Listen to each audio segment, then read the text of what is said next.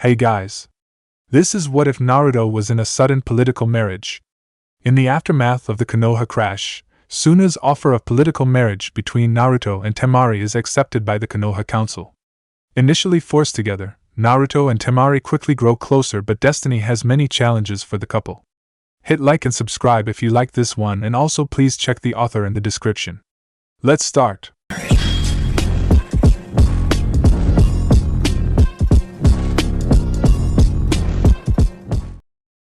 Chapter 1 Marriage Plans. As the meeting of Sunagekyou's advisory council dragged on, Baki found himself growing increasingly frustrated. This was mostly due to the complete and utter lack of progress, as no one could agree on a correct course of action. Politicians unable to compromise? Perished the thought. He mentally snarked. He was currently tuning out his fellow counselors, choosing instead to skim Temari's field report of her brother's defeat. Incredible, he thought bitterly. We have a situation that requires decisive leadership, and none of these old fools can agree on anything. Fortunately, the Sand Ninja had managed to eke out a ceasefire with the Leaf, but if their scout reports were to be believed, they'd need much more than that. Convincing Konoha of their sincerity in drawing up a new treaty was paramount, especially considering the latest fiasco that they currently found themselves in. The reports on the table in front of him showed Baki that Sunagekyou was in a desperate position.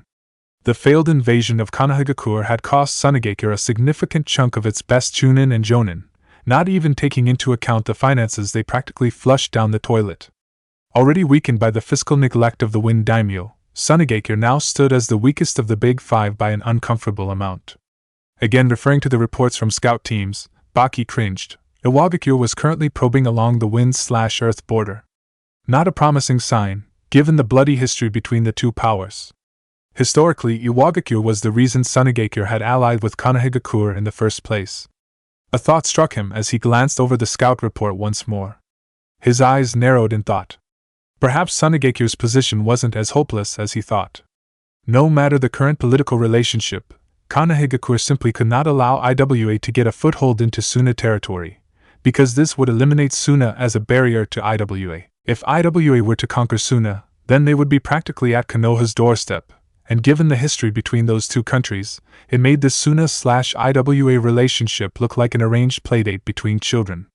Still, the probing of IWA Ninja was concerning. It's a pity the Yondaime Hokage didn't survive the Kyuubi attack. If he were alive, Iwagakure would never be moving this aggressively.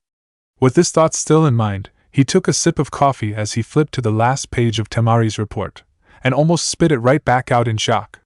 Clipped to the page was a picture of the Konoha genin that managed to subdue and defeat Gaara.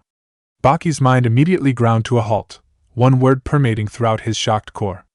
And Namikaze? Startled by the sudden movement next to him, Yura glanced at Baki curiously. With only a year of service to the council, Yura was a young buck, but a rising star for his industriousness and loyalty. Still, given his lack of seniority, he had only made a handful of statements during the current council session. Gently nudging his neighbor, he leaned over and whispered, "Something wrong, Baki? You look like you've seen a ghost or something." Baki examined his fellow council member, and decided to share his newest insights. "You wouldn't be far off the mark, Yura. It's possible I may have come up with a way for Sunagekyou to recover, but I'm unsure just how well it will play out." Yura rolled his eyes. "Come on, it can't possibly be worse than Otoke's brilliant plan to bribe Tanagekyou into betraying Konoha and allying with us. Something tells me that they're not interested at all in being our buffer against Konoha." Baki snorted with disgust. It had taken some effort on his part, but he'd managed to scrap that little disaster before it gained ground.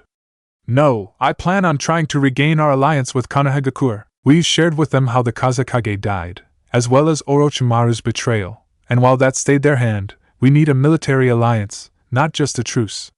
"Really?" Yura whispered back, confused. "Given how our last alliance ended, what could we possibly offer that they would agree to?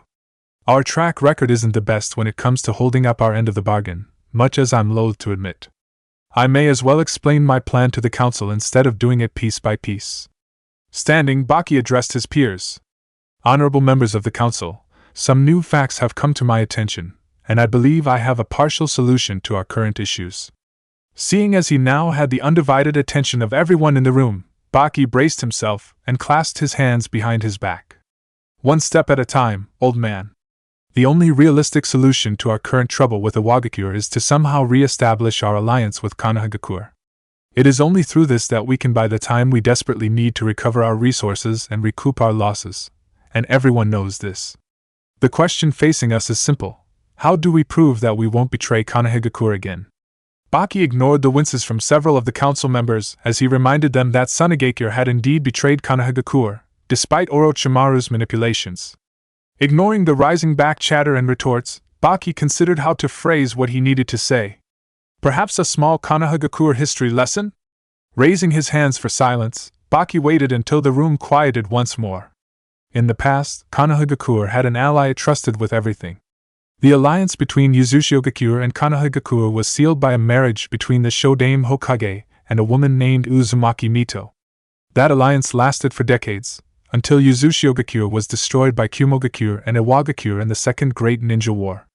I believe we can use that tradition ourselves to tie Konoha back to our interests. Otoke's, Baki's self-proclaimed rival on the council, quite fairly exploded at this.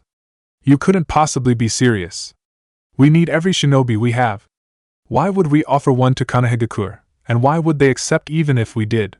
What possible motive or incentive could we offer? Turning, Baki faced the man directly. Speaking in a calm, controlled manner, almost as if speaking to a child, Baki presented his case. Konoha will accept because they cannot afford the strategic threat of Iwagakure conquering us. They know that facing Iwagakure on two fronts would be a recipe for disaster, and as angry with us as they are, I believe Iwagakure is a far greater concern for Konoha. Setetsu, another council member, spoke up in a manner that showed his irritation. Baki, that's all well and good, but you still haven't told us the rest of it. Please stop stalling. Baki picked up his copy of Temari's report and waved it at the council. I would suggest you all fully read Temari's report on Gaara's defeat, but I will briefly summarize since we're short on time. She states that Gaara was defeated by a single genin, even after he'd fully manifested his Biju. Ignoring the gasps of shock this produced, he pressed on. She states that this genin, Uzumaki Naruto, and I do stress the surname, produced more Kage Bunshin than she could count. This forced Gaara to assume Shikaku's full form. Uzumaki then summoned a toad Temari describes as nearly the size of a mountain. She also reports that the toad was wearing a blue gambler's jacket, smoking a large pipe, and had a giant tanto which it used against Gaara in his full Biju form. I can only think of one toad that matches that description. Yura glanced up after going over the info in Temari's report. So, what do we actually know about this Uzumaki boy? Our pre-invasion intelligence described him as a non-entity. I firmly believe that there is more to this boy than Konoha is showing the world, Baki stated with certainty. The record showed he graduated last in his class, but I have personally seen the boy use a Jonin-level technique, a Kenjutsu at that, with ease. Summoning toads indicates he is apprenticed to Jiraiya of the Sannin, and I believe you are all aware of that man's last apprentice? Speaking of the Yondaime Hokage, you may be interested in the photo attached to the file in question. Yura glanced at the photo, then at the rest of the council, before coming back to Baki with a questioning look. I'm afraid I'm not seeing it, Baki, and I don't think anyone else is either. Baki sighed. For the love of... Alright, I want you to look at the young man in the photo and consider the following. He has spiky blonde hair and sharp blue eyes, not common in Konoha, save the Yamanaka clan.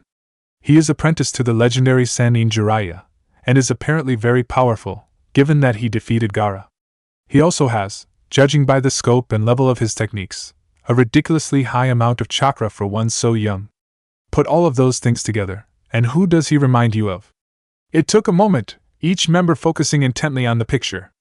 Then, without warning, Sweet Kami, an elderly member blurted. He looks just like a younger Yellow Flash. Precisely, Baki said with a smirk. Earlier, I told you that the Shodaime Hokage married a woman named Uzumaki Mito. The only Uzumaki I remember from Konoha was Kushina, the red-hot-blooded habanero, and she died 13 years ago during the Kyuubi attack. Now consider this. We have Uzumaki Naruto, age 13, who bears a strong resemblance to the late Namikaze Minato, also slain in the Kyuubi attack. The boy was listed as an orphan, but was enrolled in the Shinobi Academy, sponsored by the Sandaime Hokage. Furthermore, the boy is now apparently apprenticed to Jiraiya, the man who trained the Yellow Flash. Take all of this into account, and there are far too many coincidences to be ignored. There's only one logical conclusion. This boy is most certainly the son of the Yondaime Hokage and Uzumaki Kushina. Very well, I can follow your logic, Otoke said, after a full minute of mulling over Baki's latest revelation. However, I am unsure where you are going with this. What does the supposed heir of the Yondaime have to do? Baki grinned as his rival trailed off, his eyes widening as the implication hit him. It's fairly simple, really. We offer Temari in marriage to the Uzumaki boy as a gesture of good faith on our part. Why Temari? She is the daughter of our late Kazekage and is quite skilled. Couldn't we offer someone who wouldn't be missed? No. We offer Temari to prove our commitment. Her skill and ancestry will make for an irresistible incentive for Konohagakure's leaders to accept our agreement. Any children from the union are likely to be very powerful, and we will insert a clause in the agreement stating that the first male child produced from their union must be married back to Sunagakure. The council members sat back and pondered the proposal. The marriage would seal the Sand/Leaf alliance and offered the chance to gain powerful shinobi for the village in the future. The potential benefits were quite large, with minimal risks to boot. All said, it was a win for all sides involved. The Leaf once more had an ally in the Sand Village, as well as having a powerful shinobi in their fold, and the exact same could be said for Suna. Seeing everyone in agreement, the decision was made official that evening and an offer was sent, proposing a marriage contract to the Konoha Council. Several days later, the Konoha Council was gathered to discuss the surprising offer received from Sunagakure. With no Hokage, the council was limited on its options. It could not implement policy or assign missions higher than B rank, but it was the de facto power in the village. The council consisted of the heads of the various shinobi clans, with the Sandaime's old teammates, Hamura and Koharu, as honored elders. Also present was Shimura Danzo, an old rival of the late Sandaime, and a skilled warrior and tactician. Currently, Koharu was reading the scroll received from Sunagakure. "This is certainly interesting," she said, quietly lowering the scroll. "It seems our esteemed colleagues in Sunagakure wish to make amends for their foolishness." Her former teammate, Hamura, snorted in disgust. "Of course they do. If they don't, Iwagakure will crush them. It would serve them right for their treachery. It's a pity that we can't afford to let Iwagakure gain a strategic advantage like that." It surprised everyone when Danzo, the old warhawk himself, spoke up. "Agreed, we cannot let Iwagakure gain such an advantage. It would be in our best interests to accept." As the rest of the council turned to him in mild shock, he continued bitterly. "As you are all undoubtedly aware, I would prefer to simply crush them outright for their betrayal, but circumstances argue against it. Since we cannot punish them without drawing attention from other countries, as well as removing a barrier nation between us and IWA, I see no harm in accepting a deal that will benefit Konohagakure far more than Sunagakure." "Logically, you are correct, Danzo-san." Aburame's Shibi droned in the usual Aburame monotone. "This offer does seem to be to our advantage, but I find your stance puzzling. You have always petitioned for Uzumaki to be trained by you as a weapon. Accepting this offer would seem to directly counter the position you've held for nearly a decade and a half." Danzo tapped his cane as he considered his response. "It is true that I want him trained as a weapon. I was, however, overruled, and as such, I must consider other ways he may be of use to Konohagakure. Sunagakure is now offering the daughter of the late Kazekage by all reports a powerful kunoichi if she marries Uzumaki." He smiled grimly. "I suspect that Sunagakure may have discovered the boy's heritage." "Troublesome," muttered Nara Shikaku. "If they haven't discovered Uzumaki's heritage, this deal is completely in our favor. I remember this Temari girl from the exam and she seemed quite skilled.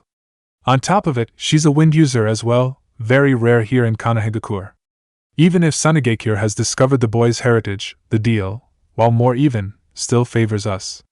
Marrying the children of two Kage is likely to produce very powerful children in turn. I suspect that is the reason they want a male child married back to Sunagakure. A male child would be able to start a clan, another point in favor of Sunagakure having guessed who Uzumaki is." Everyone sat back to consider the Naro's words and examine the offer for other hidden agendas. Having only recently taken his seat as head of Clan Sarutobi, Asuma was somewhat confused. "I thought the boy was just an orphan, unfortunately chosen to have the QB sealed inside him. Everyone here seems to know something about him. Wait, he said son of a Kage? It couldn't be. Yondaime? He sealed the QB no Yoko in his own son?" In his newfound confusion and anger, Asuma blurted out, "Are you telling me that Uzumaki is the Yandame's son?" To his shock, most of the council simply nodded in his direction, seemingly unfazed by this revelation. The Yandame had a son? Why was this hidden? It should be obvious, Asuma. The Yandame made many enemies during the Third Great Shinobi War, came the reply from Hyuga Hayashi. The boy would have been in grave danger had word gotten out about who his father was. Danzo surprised the council once more by being the next to speak. It was as if the old warhawk had suddenly developed an interest in council affairs. At this point, I don't see any option but to accept this offer. It is slanted too far in our favor to decline without tipping our hand regarding the boy's heritage. If we chose to decline by announcing that heritage, I have no doubt Kumogakure, and especially Iwagakure, would react unfavorably. We also need the boy to produce more Uzumaki, as possible future containers for the Kyubi, if not outright shinobi for our future ranks. Unless there are generous volunteers here that are willing to offer up their progeny to such a fate? Seeing the members of the council refuse to meet his lone eye, he nodded. Very well, since we are in agreement, let us send our response. What? The yell from the council chamber echoed through the building, down the street, and throughout the village. Kankuro found himself in the odd position of hiding from his sister. While this wasn't too uncommon, his choice of hiding spot behind his brother was a new one. Not something he would have dreamed of even a month beforehand, but Gaara had been different ever since his loss to the blonde-haired runt during the invasion. The redhead was still stoic in the face of his sister's rage. This part of Gaara hadn't changed. Kankuro was positive Gaara really didn't understand feelings, or at the very least, had a feeble grasp of their concept, but he wasn't radiating continuous bloodlust anymore, so this was a plus in his book. As far as he knew, other than some bandits on the way back from Konohagakure, Gaara hadn't killed anyone since the invasion. Hence the reason he was hiding behind Gaara as his sister raged. It wasn't cowardice, he told himself firmly. No, of course not. It was a strategic retreat, damn it. Meanwhile, Temari, fuming in the center of the room, was not in the best of moods. Giving her sensei a look that belied the hidden rage, the unbridled fury that lay beneath, she smiled up at him, eyes closed and teeth bared. Care to repeat your last statement, Baki-sensei? Because I could have sworn I misheard you. Why, I swear you just said I was sold off as marriage material to the Leaf Village. Baki sighed, both inwardly and outwardly. Well, I shouldn't be surprised this is her reaction. In reality, I'd probably be more worried if she didn't react this way. The only good thing so far is that Gaara seems to be, well, not Gaara. And by that I mean not outright murdering my ass. I'm going to take that as a win even if Temari ends up doing it herself. Famous last words, Baki. Inhaling and exhaling deeply, Baki held his hands out. Temari, this is an order from the council. To cement our alliance with the Leaf, we need a strong symbol of commitment. I am truly sorry, but as the daughter of a Kage, you always knew a political marriage was a potential future for you. Temari ground her teeth as she snarled back, not willing to back down just yet. Yes, I knew that I could possibly have a political marriage. However, I was under the impression that it would be here in Sunagakure. Not married out as a sacrifice to another village. To his credit, Baki did feel sorry for his soon-to-be former charge. Temari had no way of knowing that though, even if he did continuously apologize. We need this alliance badly, Temari. If there was any other choice. But there isn't. Shaking his head sadly, he continued. We were tricked, fooled by Orochimaru into doing his bidding. However, we still attacked an ally, despite the alliance between us. If we don't regain Konohagakure as an ally, Sunagakure will face Iwagakure moving against us alone. With the losses in the invasion, we wouldn't be able to stop them. We need time, Temari. Your sacrifice will buy us that time. Temari gripped her fan hard, small grooves appearing in the metal. She clamped her jaw shut against the urge to rage against the world that seemed turned against her. Reminding herself that she was a kunoichi of Suna, she forced herself to calm down. I suppose it is a shinobi's duty to sacrifice for the village, she told herself grimly. But damn it, why me? Why not Kankuro? She glanced in his direction, and got a whimper from behind Gaara's back, while the redhead merely stared at her, almost as if he was confused. Taking a deep breath, she lifted her head to meet Baki's forlorn gaze. I understand my duty, Baki-sensei, but I still don't like this. Has my future husband been decided? Baki debated telling her, but with Gaara standing there, decided not to push his luck. He felt he'd dodged enough kunai today, and didn't want to add sand shuriken to that list. No, he calmly lied. We have yet to hear back from Konoha. He didn't want to be near Temari when she found out who her future husband would be, and he definitely didn't want to be anywhere near Gaara. Not that that was unusual, but with his sister's future on the line, let's just say silence was golden in this matter. I would recommend that you study leaf customs while we wait. Once again, for what it's worth. I'm sorry, Temari. Having said that, he turned and walked out the door, closing it behind him and leaving the three siblings alone. Closing her eyes to stop the tears, Temari bit her lower lip. She was startled when she felt a hand gently clasp her shoulder. Looking down, she was amazed to see it was Gaara's, and even more surprised when it seemed he was trying his best to comfort her. I don't think he really understands, she thought, seeing the confusion still prominent in her brother's eyes, but he is trying. Forcing a small smile, she covered his hand with her own. Thank you, Gaara. Gaara wasn't sure what his sister was feeling, but he recognized tears as a symbol of the same feelings he used to have as a child. Something he now knew as pain. They were feelings in need of comfort. Perhaps this is what Uzumaki meant when he talked about protecting those precious to him. Taking his hand off her shoulder, Gaara tried to voice what he was feeling. Temari, if he hurts you, I will kill him. To her own surprise, as well as Gaara's, Temari pulled him into a hug. Gaara had threatened to kill her many times when she was younger, but he had never threatened to kill for her. Thank you, Gaara. Eyeing the towering gates in the distance, Jiraiya glanced at his traveling companions. Hot, big busted ex-teammate? Check. Ex-teammate's hot apprentice? Check again. Calm, collected apprentice? He paused, sensing something was seriously wrong. Since when was Naruto ever calm? Hey Gaki, shouldn't you be? I don't know, bouncing around or something? You're never this quiet. Crossing his arms, Naruto glared at him. Ero-sennin, I died on this trip. Literally. I'm tired of pretending I'm always happy, especially if I'm not. I'm done with it. As soon as we get back and get Bachan settled, I'm gonna go get rid of the jumpsuits. Shizen spoke up. But Naruto-kun, I thought you like orange? Oh, I do. Orange is completely awesome. Glancing at Jiraiya and Tsunade, he narrowed his eyes and added. It's a mix of red and yellow. How could it not be awesome? Still, I think I can find something a bit more subdued. I don't need the attention anymore. A short glance passed between the two Sannin as they picked up the deeper meaning to the words. Guess that saves me the trouble of telling him who his parents were. Jiraiya stifled a laugh as they passed through the gates. The kid might have dropped his happy-go-apes hit mask, but he was still filled with enough energy to bounce around like a pachinko ball. Watching Naruto leap up to walk on the wall next to them, Jiraiya had a thought. He may have decided not to pretend to be happy all the time, but I doubt it changed who he is inside. Alright Gaki, while I get him here settled at the Hokage Tower, how about you go home and do that whole jumpsuit burning thing you were talking about? Sounds like a plan, Ero-sennin. Naruto called as he bounced off. You know. Tsunade said as they walked along, watching Naruto's retreating form. He looks so much like his father, but Kami, he acts like his mother. Yes and no, Haim. Jiraiya replied seriously.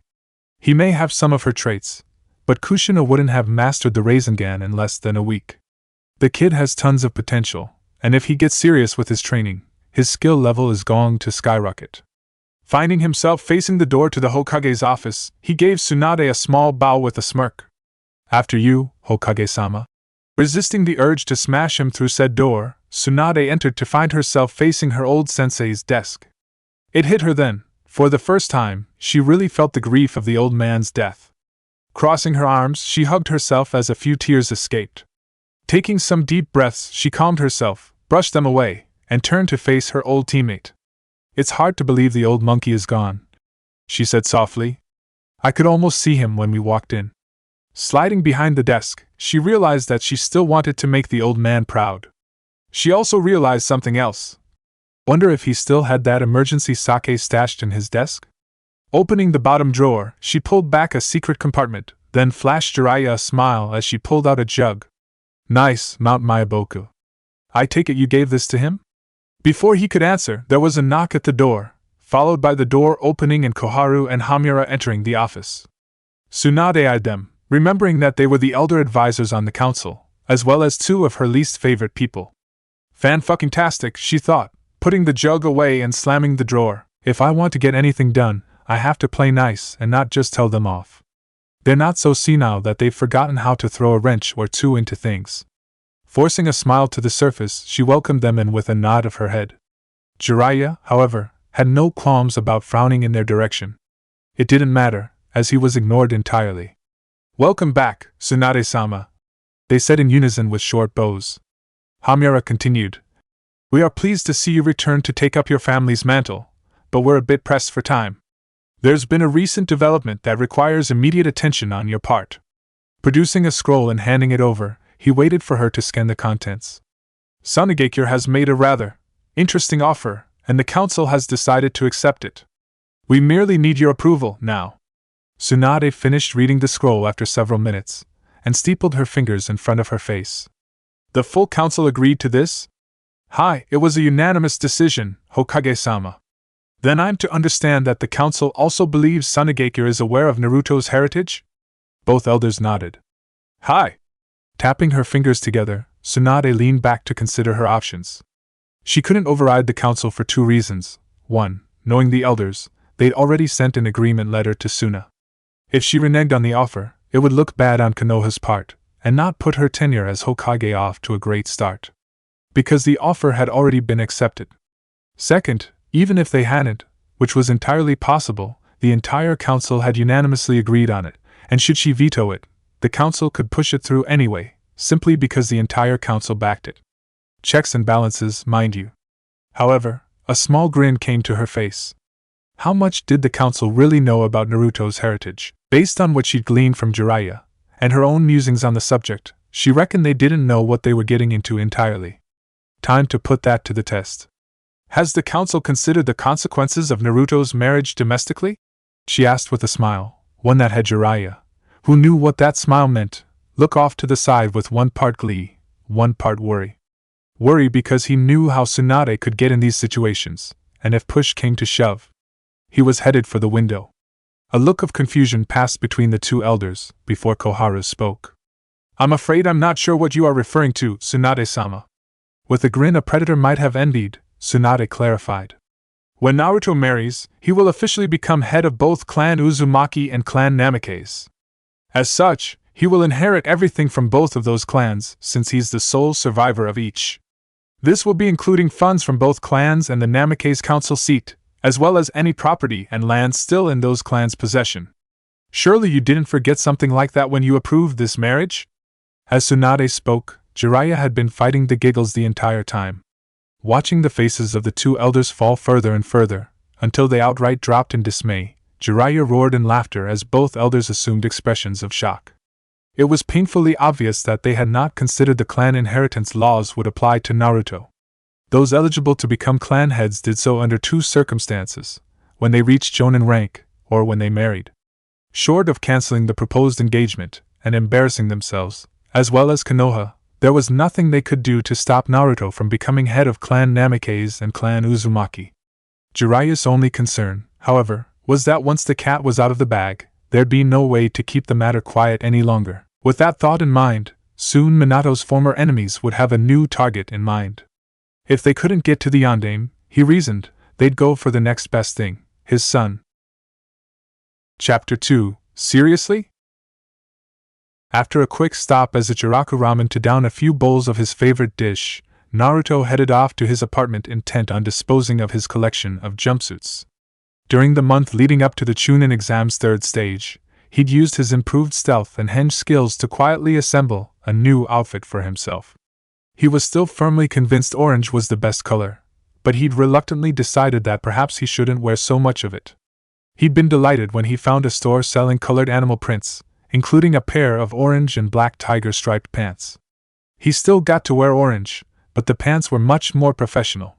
He was dismayed when he couldn't find a matching jacket, so he made do with a black one that had 3 narrow orange stripes running down each sleeve. He was broken out of his thoughts by the sound of someone crying nearby. Hopping up on a nearby roof, he was surprised to see Konohamaru sitting there, knees hugged to his chest as he cried. Walking over, he sat down next to him and ruffled the kid's hair gently. "Hey Kono, what's wrong?" Konohamaru glanced up, his eyes full of pain, and Naruto had to lean in as the boy whispered a reply. I miss Grandpa, but everyone keeps telling me I gotta move on. It's like they're forgetting him, like he was never here. It's not right. He was the Hokage. How can people just forget him? Pulling his adopted little brother into a one-armed hug, Naruto ruffled his hair again in a soothing manner. Kono, no one is going to forget about Gigi. He was Hokage for a really long time, and he did a lot for this place. I bet if you go up to just about anyone, they'll have a story or something positive to say about him. He's still here in our hearts, and what we can do is live in a way that would make the old man proud. You really think so, boss? The sniffing boy asked. Naruto flashed him a hearty smile. Yeah, believe it. Konoha studied his proclaimed rival. Hey Nichan, when did you get so? He paused to consider a word that would fit. I don't know, smart I guess? Naruto chuckled at the other boy's confusion. I learned when I was younger that if I acted like an idiot, people paid attention to me. It was a trade-off, you know. I wasn't happy about being called names and being insulted, but they at least knew I existed.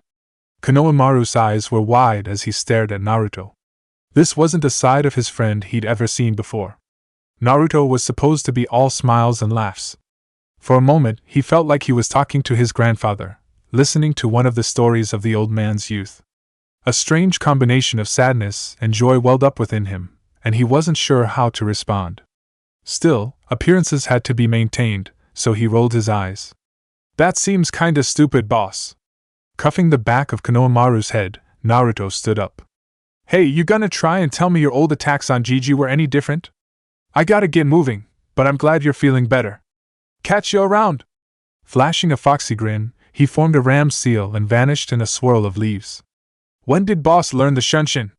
Popping up in front of his apartment, Naruto was surprised to see Jiraiya waiting for him with a serious expression. Ero-senin? I thought you were with Bachan. Shouldn't you be off doing some research or something? Damn it, Gaki, stop calling me that. Anyway, we don't have time for this right now. Haim wanted us over at the hospital half an hour ago. Where the hell have you been? After listening to Naruto's quick explanation regarding Konohamaru, he nodded his head. You did a good thing, Gaki, and it's a good excuse, for anyone but Tsunade. We gotta go now, or she is gonna turn us to paste. And by us I mean you, because you're my meat shield in all this. Got it? After a quick, fear-filled nod from the blonde, they both vanished in swirls of leaves. Sakura and Ino were happily chatting as they walked into Sasuke's hospital room. They had been checking up on Kakashi and Sasuke daily, hoping that they would wake up. Most days, Ino would accompany Sakura as the girls worked on repairing the friendship their rivalry over a boy had almost ruined. Sakura still pined after Sasuke, but she winced as she thought back over the things she had thrown away in pursuit of the boy. With her sensei and teammate in the hospital, and the other teammate out doing Kami knows what, Sakura had remembered how much she hated being alone. I'm not going to give up on Sasuke-kun though, she thought to herself. I'm just going to have to find some sort of balance between him and everything else. She was broken out of her thoughts when she heard voices coming from Sasuke's room. Recognizing one of the voices as Naruto's, she surprised herself by smiling. She found that she had actually missed the boy while he was gone. It seemed her hyper teammate was finally back, but she was curious as to why he was in Sasuke's room. Probably being his normally boisterous self, though, she shook it off as a practical certainty, and reached the door. Opening said door, she saw Naruto, but didn't recognize either of the other two in the room. One was a white-haired man, rather tall and pushing 50, leaning against the far wall with his arms crossed as he observed the room's other occupant. The occupant in question was a woman who looked to be in her late 20s, with her blonde hair and twin pigtails over a green gambler's jacket with the kanji for gamble emblazoned on the back. Shocker. The woman was holding her hands near Sasuke's head, and Sakura started to panic until she recognized the green glow her hands were emanating as medical chakra. Naruto looked up as his teammate entered the room. Hey Sakura-chan! Guess what? Bachan here is going to heal Sasuke. She already woke Kakashi-sensei, so this shouldn't take too long. As Sasuke groggily woke up, Tsunade backed away and Sakura ran over and hugged the newly awakened boy. Ino stood by the door, somewhat disappointed. She just hoped that Sakura would remember her promise to be friendly rivals, now that Sasuke was awake. She'd missed her friend when they'd been fighting. Tsunade and Jiraiya both noticed Naruto seemed down after his teammate didn't bother to even say hello. Jiraiya used their old team hand signals to tell Tsunade about the boy's crush. What about the blonde at the door? She sighed. Pinky's rival for Ducklet, if I'd have to guess, was the quick response. Narrowing her eyes at Naruto, she considered his reaction to his pink-haired teammate. That's going to make telling him the news I have harder. In retrospect, however, I suppose it's a good thing that she doesn't return his interest. Would probably make it even more difficult, if that were the case. Looking between the two, she put a finger on her chin. Maybe I can get Jiraiya to tell him? He's always a sucker for glancing over. She noticed the toad sage had disappeared on her, leaving a note at the foot of Kakashi's bed. Walking over, she picked it up. Looking it over, she blinked as she read the note. Sorry, not a chance, Heim. Crushing the note in her hand, she cursed. Okay, Jiraiya, you've just lost your bathhouse peeping privileges. And this time, there's no monkey to say otherwise. All right, she said, addressing the young shinobi in the room. There is a meeting in my office tomorrow at 9.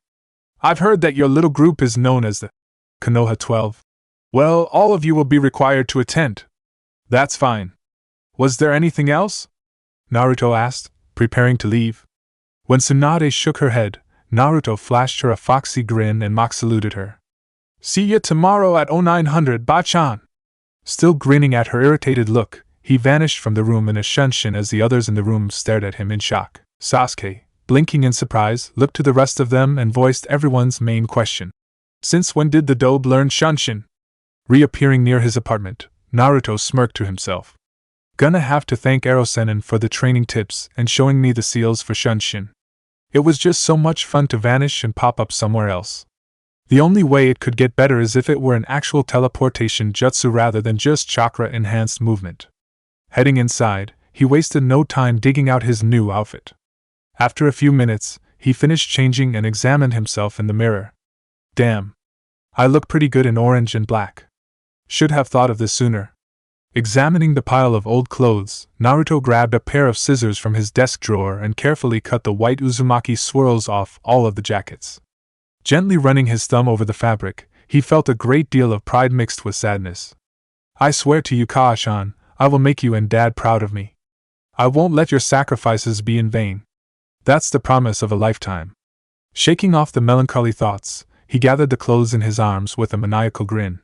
Now that the hard part's out of the way, time for a little target practice using shunshin again. He still couldn't get over just how useful it was. Naruto popped up at Team 7's training grounds, familiar logs in place as he separated his clothes into 3 separate piles. Getting a suitable distance from them, he turned around, carefully forming hand seals all the while. Okay, just like Ero-sennin taught me. Gotta inhale, mold the chakra in my lungs. Hold it, wait for the burning sensation, and exhale. Katon, Gakakyu no Jutsu! He yelled, at the same time exhaling a moderately sized fireball at the first pile. Within seconds, the entire pile was a conflagration of blackened fabric, sizzling and popping as the flames licked and ate the material. Forming the same set of hand seals, Naruto ended on the tiger and fired another one, putting more chakra into this one and completely incinerating the second pile. Nothing but graying ash left where his former attire used to be. For a first attempt, the jutsu was fairly impressive. Naruto had managed to mold the chakra correctly with the proper hand seals. He'd gotten a hold of a Katon scroll that Jiraiya had let him borrow, and had perused it like a beast. Not to mention the numerous times he'd closely watched Sasuke perform this jutsu. What he forgot on his third and final attempt was proper chakra measurement. This proved to be, well, bad for the landscape. Deciding to see just how big he could make it, Naruto once again formed the proper seals, leaned back, and practically shot a column of hellfire out of his gaping maw. A proper Katon technique, when executed, allows the user to spew fire from their mouth as if they're a mythical dragon. They vary in size and shape, from the phoenix fireball that sprays small, but numerous, balls of fire in a rapid sequence, to the aforementioned grand fireball, which has the potential to burn an entire forest clearing straight to the freaking ground. The latter, in this case, was more accurate to what just happened to the remainder of Naruto's jumpsuits, and the grass, and the shrubs, and the ground, and the trees. Hell, everything in the general direction of 20 feet in front of him was blackened bark and scorched earth. Staggering to his feet, he shook his head to clear the daze it was in, waving the air in front of him as he coughed a few times. He stared at the scorched spot that used to be his clothes, and pumped a fist in the air in triumph when he realized he had successfully used Sasuke's favorite fire jutsu. Not once, not twice, but 3 separate times. That last one, though, was a real scorcher. Okay, that was a horrible pun, and he was never using it again. Patting at his dust-covered and slightly singed clothes, he grimaced. Well, mostly successful. Still has a few kinks. Remembering something Jiraiya had let slip on their trip home about the uses of shadow clones, he nodded to himself. Note to self, next time, I leave untested jutsu to the clones. The next morning found the Hokage's office fairly full, as Naruto and company all crowded in. Tsunade sighed as she sat behind her desk, facing the assembled Konoha 12 and their respective sensei. Fiddling with the official marriage document, she stalled for time by examining those present. Naruto, she noticed, looked far more serious in his new attire, but he still seemed to radiate excitement. Sasuke, standing next to him, looked better than yesterday when she first seen him, but still seemed to be brooding. Sakura seemed torn between looking hopefully at the latter and casting quizzical glances at the former, eyeing his new attire with curious eyes. Everyone else stood at relative attention, though the Nara boy looked as if he was going to fall asleep standing up, and the girl with buns in her hair seemed to be staring at her with stars in her eyes. Not even mentioning the dynamic duo of Guy and Lee, who were just starting their infamous sunset genjutsu. I definitely can't put this off any longer. Those 2 idiots will knock us all out with it unless I get started now. She thought to herself, a tick mark forming on her forehead.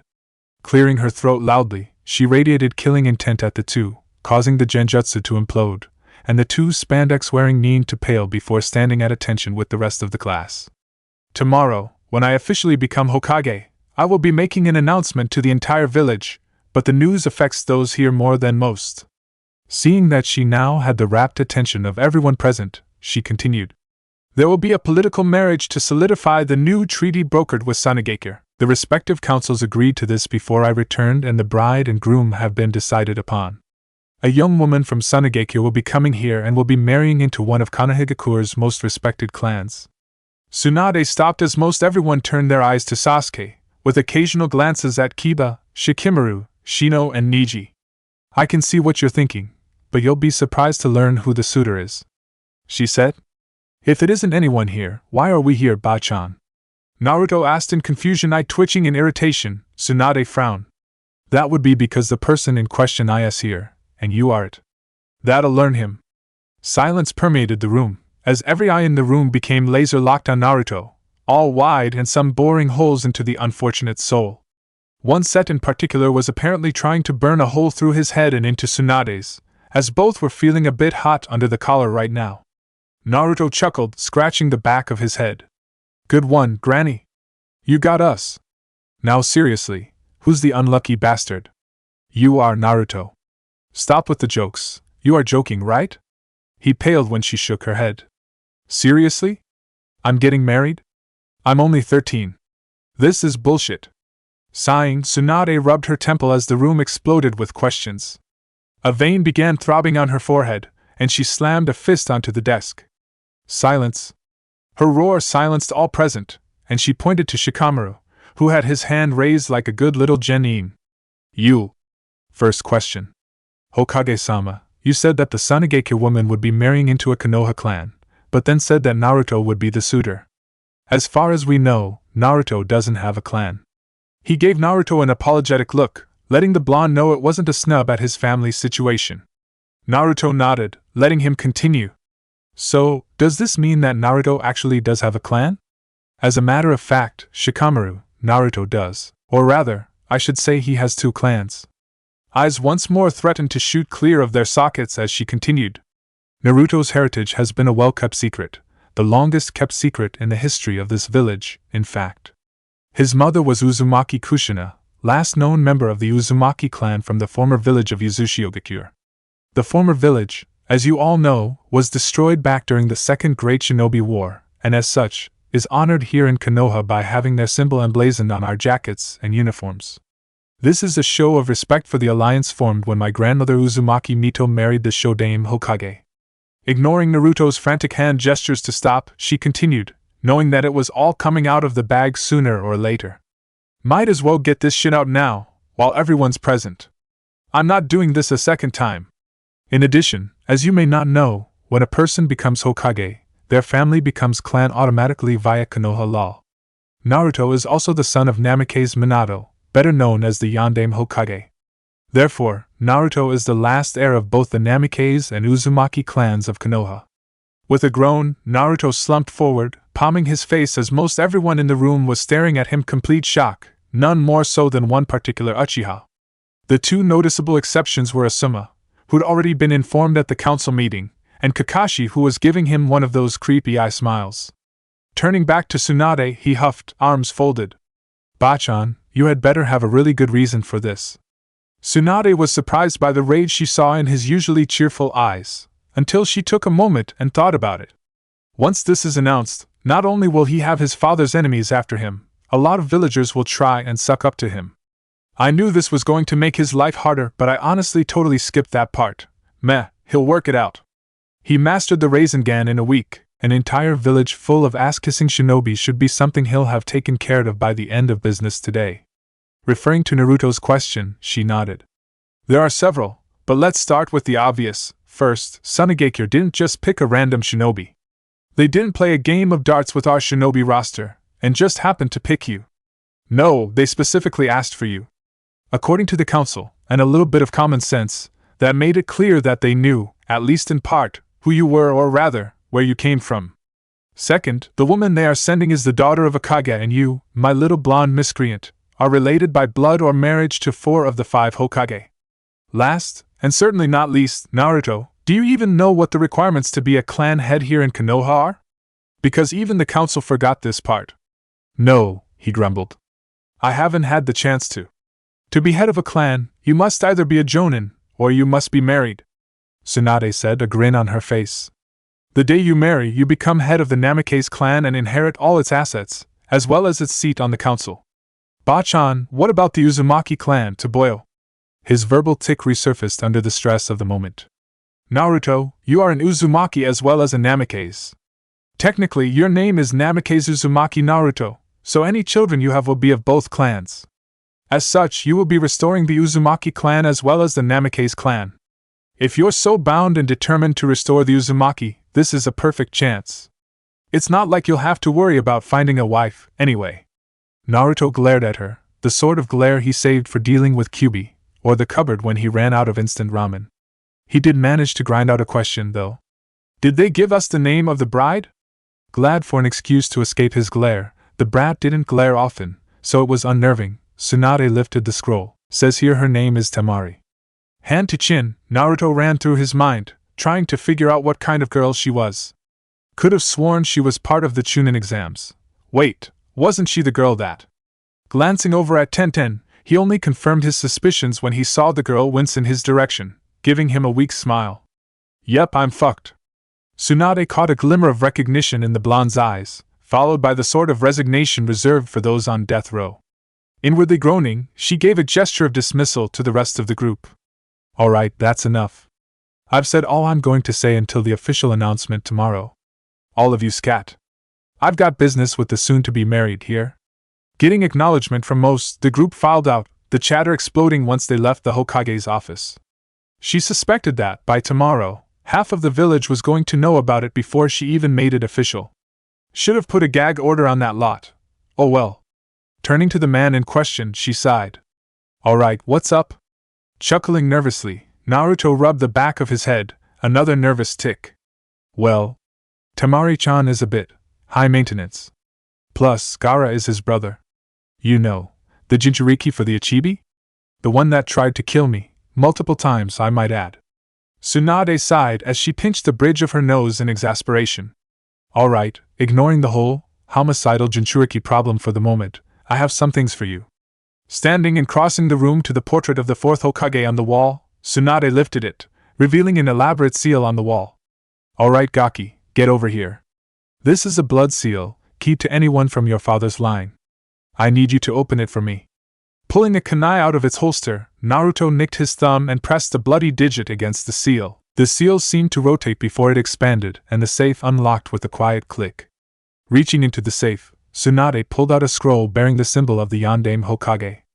Alright, need you to bleed a bit more for me, she told Naruto in a teasing manner. Ignoring the obvious rolling of his eyes, she watched him undo the seal and then opened the scroll. She couldn't stop a snort of laughter as she read the short note. Hey old monkey. If you're reading this, then I didn't survive the Kyuubi's rampage. If so, this is literally my and Kushina's will. We leave everything to our newborn son, Naruto. In addition, no, I will not tell you how I finished my paperwork as fast as I did. Trade secret. Wait, you've been a Hokage. Screw it, I'm still not telling you. Hey Naruto, I think I have proof at least some of your sense of humor comes from your dad. Handing Naruto the scroll, she chuckled as he read it, grinning as he laughed near the end. Feeling better than he had since the meeting began, Naruto still had a few questions. Alright Bachan, what do we do now? Well Gaki, since the scroll says you get everything, and you're going to be married, I say we go see your parents' house.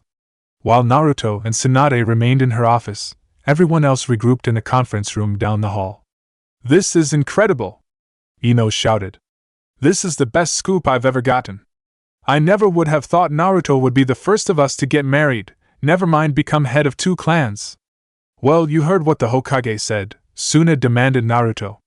Shikamaru said from his place against the wall, managing to sound coherent, even though he looked like he was going to slump to the ground any second. It doesn't make sense though, he said irritably. I get why his heritage was hidden, but I've seen the way the villagers look at him. Why would they despise Naruto? True to his nature, Shikamaru was more or less unable to let go of something so intriguing. I always thought he was just a loud mouth. Kiba piped up. Did you guys notice that he was acting strange in there? Naruto was really quiet. Yes, Shino said quietly. He seemed far more controlled than usual. In the past, he would react explosively to such news. This means one of 2 likely scenarios. 1. Naruto has matured greatly in a very short amount of time, possibly due to his recent contact with the Sannin. Or 2. Naruto has always been that way and we have been dealing with a cleverly constructed facade. Given what we have learned, I believe that the latter is by far more plausible. Having said his piece, Shino exited the room, the door closing as everyone else tried to come to terms with his rather startling conclusions. In another conference room, Hinata was crying as Kurenai held her. When Tsunade informed them that Naruto was to be married, she felt as if her heart had been ripped out. For years, she had loved him from afar, but every time she tried to talk to him, she would stutter and completely embarrass herself or even worse, faint outright. She never thought that she would run out of time to tell him so soon. Sure, it's okay, Hinata, Kurenai told the girl softly. It's alright, let the tears out. Just because he is getting married doesn't mean you can't be his friend. Raising her head from her sensei's shoulder, Hinata looked tearfully at her. I didn't want to be his friend, Kurenai-sensei. I love him. Gently stroking the girl's hair, Kurenai murmured. I'm sorry, Hinata, but it's just not meant to be. You know how your clan works. Even if he wasn't getting married, in the end, you still wouldn't have had him. Sensei? The crying girl asked in shock. Sure, I know, Hinata. I know it hurts, but time heals all wounds. For now, just let the tears out. Frowning at the wall as Hinata continued to sob, Kurenai cursed 2 things, clan laws, and the cruelty of fate. That afternoon, Naruto and Tsunade stood facing a gate in the far eastern section of Konoha. This, Naruto, is your parents' old house. Anything in there belongs to you, though I would recommend you do some cleaning. The seal on the gate here was made by your father and not even Jiraiya could bypass it, as it requires familial blood to open. With a slight smirk, she added. Shouldn't be a problem for you, though. With a quick shunshin, Tsunade returned to her office, preferring to let the kid venture on his own. Unsealing the gate by reopening the cut on his thumb, Naruto entered his new property. The land was small for a clan compound, but he supposed the Namikaze clan had never been as large as the Uchiha or Hyuga. The gardens had long ago taken over and filled the stagnant lawn and koi ponds with green. Still, he could see the beauty, and a little work would restore it to its former glory. The main house stood in the center of the gardens, 3 stories of traditional stonework, and rice paper doors in need of some serious maintenance, with softly sloping red clay rooftops and opulent dragon guardians on the corners. He pushed open the main entrance, careful not to damage the aged wood. As expected, the paper gave way easily under his hands. He was planning on replacing it, anyway, so he wasn't concerned. No one had come into the house after his parents had died. All of the furniture remained where it was last, coated with a fine film of dust with a few cobwebs dotting the corners of the rooms. He passed through the entrance and into the sitting room, a television sitting at the far end of a kotatsu. Everything would have to be replaced, from the electronics to the fabrics, even the curtains, but it looked like most of the wood furniture, save all the chairs, he wasn't taking chances with them, would be fine with a careful cleaning. He glanced around for another moment before making his way upstairs. It was dominated by bedrooms, 4 of them total. The master bed was the only one that looked like someone had used it before the house was abandoned. His parents' night clothes were still folded on the bed, waiting for them. With a melancholy sigh, he shut the door carefully and made his way to the 3rd floor. His parents, or perhaps his grandparents, had made the 3rd floor a training room. The practicality of it aside, it was huge. A large, open expanse with wood floors, threadbare training mats sitting in a pile in the corner, several training dummies lined up against the far wall, and various weapons along said walls. The training room wasn't the place for practicing jutsu, but it was more than appropriate for practicing taijutsu and weapon skills, as long as the person practicing wasn't Lee, or Guy. He returned to the ground floor, passing through the dining room and kitchen, noting with glee the amount of space he had for ramen, then noticing a tightly shut door just outside the kitchen. He pushed it open, revealing the cool, stone space of a basement, the jackpot, as far as the home of a ninja was concerned. He carefully took the stairs one at a time in case they were rotting through. Last thing he needed was to plunge a story or two to the ground below. Most of the room below was a library, cool but not damp, perfect for the delicate paper located here. The shelves were overflowing with scrolls and books. He could almost tell which belonged to his mother, and which to his father just by the neatness some of the shelves seemed to have. A small corner of the room held a workbench, holding a strange, 3-pointed kunai. The overflow of scrolls on the shelves above it seemed to indicate his father or mother was making weapon scrolls in their spare time. 1/3 of the basement was walled off to make a separate room that opened with another seal. It was obviously his father's private study, filled with fuinjutsu supplies. An open scroll lay on the large, but simple, desk at the opposite end of the room. He stepped inside to take a closer look. Picking up a scroll, he read the outer kanji. Hirushin no Jutsu, huh? I wonder what it does. He almost sat down to read, but the overpowering smell of dust was beginning to bother him, and he needed to get some air before he went into a coughing fit. He decided it would be a good idea to get to bed in the next hour or so. He scouted out the cleanest room, a corner space on the 2nd floor. He stopped in the doorway, producing 100 clones that looked rather unamused to be there. "Alright guys, I'm headed to bed, but I want you guys to start cleaning this place up. Start with the main rooms, and if you have time, start on the training fields. I want you 5 to head downstairs and start going through the library, and I want you to read that scroll I found earlier. Remember, this is our new home, so curb the enthusiasm, okay? That means no explosions."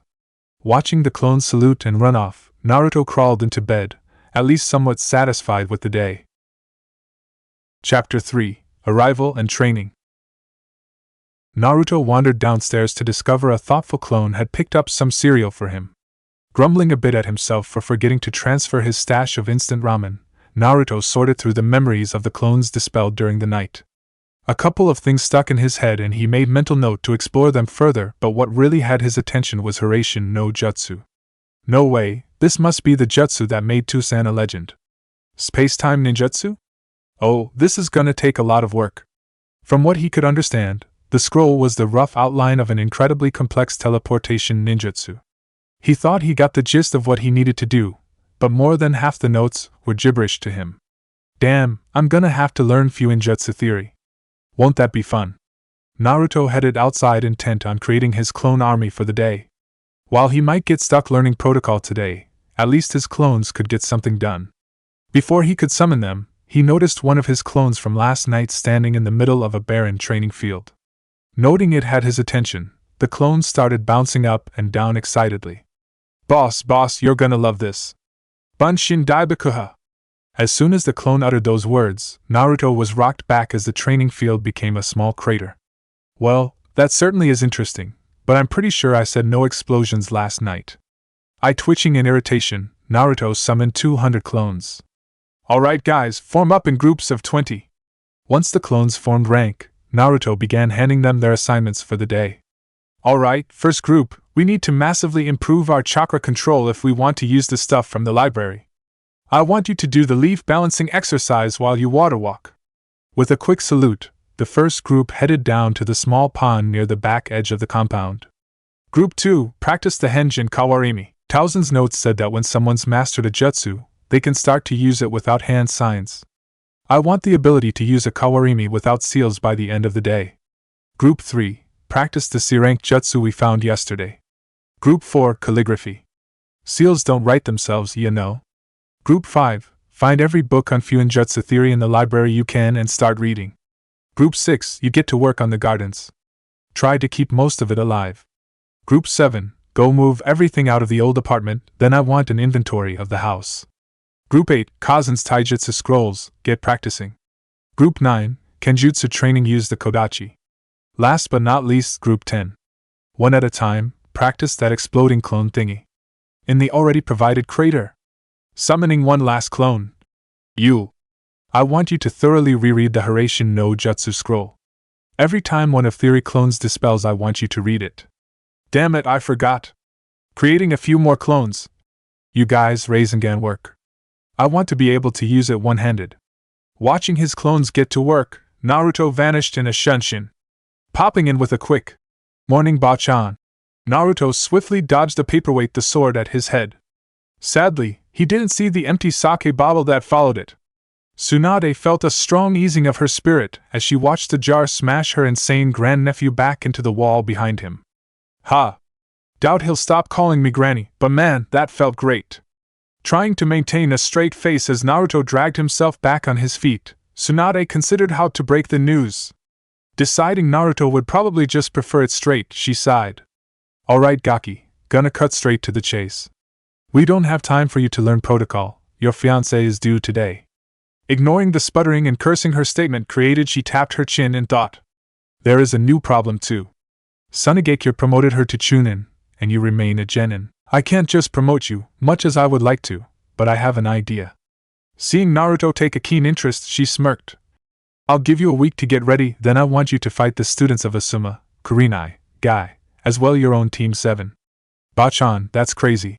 Naruto grinned. I love it, good to hear Gaki, now let's get down to the West Gate. If we get there with time to spare, we can annoy Izumo and Kotetsu. Temari was sick of riding in the carriage circumstances had forced upon her. She'd argued long and hard that she was still a Chunin and she could walk, but Baki had maintained that they had to follow tradition, and traditionally, brides rode in the carriage. In addition to being extremely uncomfortable, the journey was taking twice as long as the last time she had made the trip. Reaching over, she ran her hand along the smooth metal of her mother's war fan. At least I was allowed to keep this. Laying her head back against the seat, Temari focused on calming herself. Today, she would no longer be a Sunagakure shinobi, but one of the Leaf, and that hurt more than she would have believed. Despite how her little brother had been treated, she loved her village and has been proud to wear the symbol of the sand. She was jerked out of her thoughts as Kankuro stuck his head through the window. Hey, Nei-chan. How you doing? I'm scared, little brother. I don't want to be married, especially not to a stranger from another village. I totally agree, Nei-chan. Kankuro said. Only thing I've heard is that you're marrying into a clan, but other than that I've got nothing. Baki broke into the conversation. Looks like we're here. Seems the Hokage herself came to welcome you, Temari, which is either a very good or a very bad sign.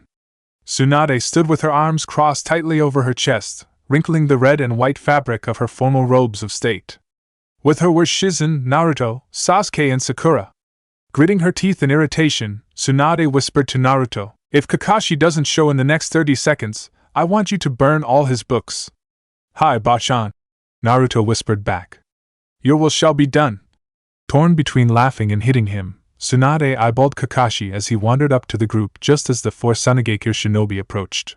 His timing meant she couldn't say anything, but the look in her eyes warned Kakashi that this conversation was not going away. Greetings and welcome to Konohagakure no Sato. I am Tsunade Senju, Godame Hokage, and I am most pleased to formally welcome you. Naruto faced Temari nervously, bowed and spoke the phrase Tsunade had hammered into his head while they were waiting. I welcome you, Temari, my water is yours and I wish you shade and safety. Temari stared in complete shock.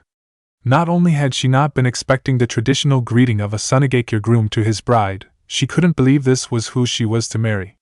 Snapping out of her reverie, Temari bowed in return. I greet you, Naruto. I am thankful for the honor. May you always find water and may our home be blessed with shade. She eyed him carefully. He seemed more serious than she remembered, more controlled. He had been a wild one during the exams, but now, he looked much more like the determined warrior she had seen defeat her brother. Naruto stiffened as Gaara shuffled near. His green eyes still bore the crazed look, but he seemed to have lost his murderous aura. Hey Gaara, how's it going?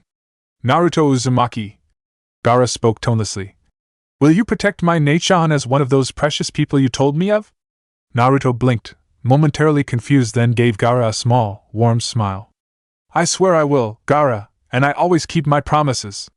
Gaara simply nodded. Thank you for everything. I'm not sure I follow all of that, Naruto said quietly. I get thanking me for promising to take care of your Neichan, but what's everything else? You showed me true strength. Gaara replied just as softly. I have chosen to follow your path. I will protect those precious to me. I'm happy for you. Naruto smiled. Has it been hard? It is both harder and easier as time goes by. Ignoring the beast causes him to rage, but my mind is clearer. It's hard to describe. I understand, was all Naruto had to say. Most watching were confused. Naruto had already confided in Tsunade, so her grin was completely genuine, but Shizen was left wondering what the story behind this was. Temari and Kankuro knew what their brother meant, but he had not spoken to them in great detail about what had happened between him and the other Jinchuriki. Kakashi looked interested, but masked it behind his usual apathy quickly. Sasuke was glaring at Gaara, still angry that he had not been the one to defeat him. Sakura was nervous. She would never be able to forget the images of what he had done to Lee. Well, Tsunade said into the quiet that had settled over the group. I think Naruto should show Temari to their home, and I've made arrangements for the three of you in one of the hotels. Naruto interjected. Bachan, if it's alright, how about I take everyone with me? It's not like I don't have the room. Eyeing him, Tsunade shrugged. I suppose you can. Just remember I want you in my office tomorrow at 9. We need to swear Temari in and place her on Team 7. I don't have an opening on my team, Kakashi said hurriedly. There are no open slots. Tsunade growled back, eye twitching in rage. If you weren't always late, you would have heard me explain that an hour ago. Secretly, Tsunade had hopes that the time spent together on a team would cause the two to bond. She didn't want the little Gaki stuck in a cold, loveless marriage. It was perhaps one of the few things he would not survive. She believed Temari and Naruto could make it work, but without an extra push, might not make the effort to try on an emotional level. Kakashi gave Tsunade one of his eye smiles. Well, that works, but I'll need some time to evaluate her and get their teamwork up to par. Should be a busy week for us. Naruto drooped. Bachan, I'm kinda occupied this week. Didn't Kakashi-sensei get the message? Tsunade glared at the masked Jonin. No, because he was late. Kakashi, Naruto is training for an impromptu Chunin exam Monday. He will be fighting all the members of the Konoha 12 with the exception of Lee. Kakashi stared, eye wide in shock. Hokage-sama, that is simply insane. Tsunade shrugged. It's what the Gaki chose. Naruto led his fiancée and guests into the compound right as the last of the exploding cones decided to blow himself up. As much as he wanted to laugh, he found he had his hands full getting everyone to put their weapons away. Guys, it was just a stupid clone blowing himself up. Nothing to worry about, I swear. Once everyone settled, Naruto began a small tour. Alright, welcome to the Namikaze Uzumaki estate. As you can see, we've got trees, some training grounds, a giant hole in the ground, stupid freaking clones, and gardens. Eyeing the general destruction, Naruto felt he had to add. Nah, Temari, I sure hope you garden better than I do, 'cause I think my clones really screwed that up. To her own surprise, Temari found herself agreeing. The clones had really messed things up. Looking around a bit more, Temari felt that so far, her new home wasn't too bad. She would have some privacy even if everything struck her as being a bit green. Sunagakure didn't have much opportunity for gardening, but she had maintained a flower box of herbs in her room for several years. I know a little gardening, Naruto, she said. You have to remember though, I come from a desert. All this green seems really odd to me. Naruto looked a little crestfallen, so she spoke quickly. Not that it's bad. I've always wanted a big herb garden. Alright guys, Naruto almost yelled in excitement. I want to show you where you're staying tonight. Leading everyone inside, he began to point out features of the house. Make yourselves comfortable in the sitting room. I'm not sure if everything works, but you're welcome to try out the television and kotatsu. The kitchen is through there, but it's not exactly stocked yet. There are plenty of rooms on the second floor, so take your pick, and if you want to train, the third floor is a practice room. He grabbed Temari gently by the wrist. Come on, I'll show you. As she was dragged up the stair, Temari had to admit that so far things weren't as bad as she had feared. The house really needed a woman's touch, but it was quite nice. She wasn't really sure what to make of her fiancé, though. One moment he was hyper as hell, the next he was completely calm, dealing with 4 spooked Sanagekyo shinobi, one of whom was Gaara for Kami's sake. Honestly, he was a puzzle. Leading her to the bedrooms, Naruto pointed one out. This is yours, mine is the one right next to it. Temari was a tad confused. I get my own room? She was less confused and more concerned when he turned to her with a completely blank face. Temari, I'm sure you're even less thrilled about this than I am. I want to get to know you better, and I hope that one day we'll be happy, but now, we're practically strangers. I thought it'd be best if we learned to trust each other naturally. Temari admitted to herself that she was impressed with his analysis of the situation. He had even brought up some points she hadn't thought of. In Sanagekyo, it wasn't uncommon for a husband to demand his arranged wife be in his bed the evening of their marriage, and she had expected that behavior simply because she knew arranged marriages had nothing to do with whether or not 2 people loved or trusted one another. Thank you, Naruto, was her heartfelt response. Maybe this won't be so bad after all. Wanting to impress his guests, Naruto created a handful of clones and sent most off to read cookbooks and the rest to go grocery shopping. With time to kill, Naruto headed to one of the restored training fields to test what his clones had learned. Raising his hand, he was pleased to see a half-formed Rasengan. Definitely done by the end of the week, he thought with a smirk. Swapping places with the training dummy, he grinned. Sealless Kawarimi, check. He still had to use the ram sign for henge, but that was at least a major improvement. Wanting to kill 2 birds with one stone, Naruto created clones to test both his new Kenjutsu and Taijutsu skills. Both appeared to be his mother's, and even with just a day's training with them, the styles felt natural. Finishing the last clone off with a particularly vicious cut that bisected the clone from groin to shoulder, he cringed. Wow, men must have dreaded fighting Kazan. The first elemental jutsu his clones picked made him snort in exasperation. Apparently, he really loved irony. Surino Jutsu, the same jutsu he had to save Kakashi-sensei from when they fought Zabuza. Trapping a clone in it, Naruto had to admit, the jutsu had its uses, but he would have to see about having enough water to use it. Moving on, he tried Daitapa. This one has potential. Watching the jutsu shred the trees he tested it on, he wondered if he had overloaded the jutsu. Rather than just blow things away, certain trees in the target area looked like they had been attacked with razors. Shrugging and filing that away for a different day, Naruto decided to test his last elemental jutsu. Remembering his internal promise after the last time he had barbecued himself, Naruto created some clones and backed off. Gakakyu no Jutsu. And won't the team be ecstatic that I can use on of his jutsu? This time, the additional practice of the clones paid off, and rather than create giant explosions, Naruto only created the smaller explosions he wanted. Satisfied with his day, Naruto barely had the energy to flop face first on his bed before he fell asleep. The next morning found Temari waking up to the smell of something delicious. Rubbing the sleep out of her eyes, she wandered down to the kitchen in her panties and a large t-shirt, forgetting that she was not back in Sanagekyo. Yawning and stretching, she grunted a morning to the shape at the stove. When she didn't get a response, she looked more fully at the figure making breakfast and felt herself freeze. It was Naruto, staring back with wide eyes, in just a pair of shorts. She thought the age difference would bother her, but he looked a bit older. Between that and his new behavior, she could easily forget she had several years on him. He's actually pretty cute. Naruto, for his part, had totally forgotten the omelet he was making as he stared at Temari. He might even owe Ero-sen a small apology. Certainly this was worth seeing.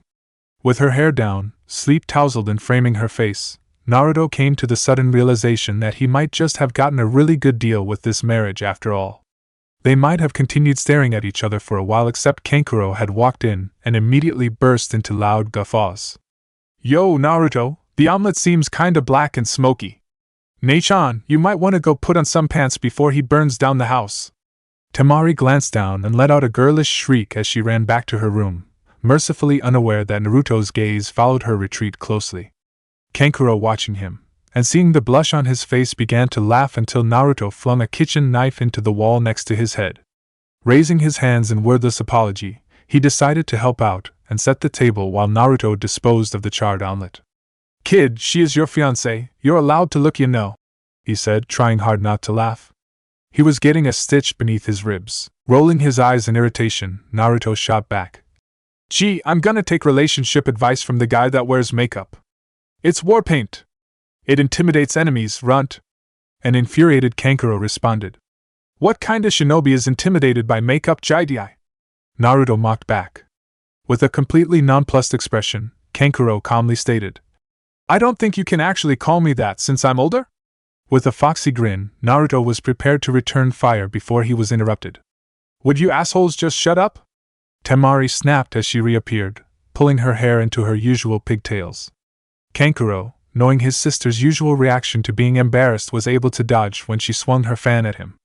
Naruto, however, was unaware of his danger until the large iron fan connected with his head. Slamming into the wall, a scene very reminiscent of Jiraiya and Tsunade, Kankuro began to laugh when he heard the dazed boy murmur, "Wow, I think I'm in love." After some brief first aid, where Temari wrapped his injury while Kankuro laughed, and even Gaara appeared to smile, Naruto and his guests stood in front of Tsunade in her office. Deciding it would be in everyone's best interest to gloss over the partial mummification of the groom-to-be, she approached Temari. Nervously maintaining eye contact with the elder Kunoichi, Temari barely heard what was said to her until the end. "Do you swear on the will of fire and your own honor allegiance to Konoha?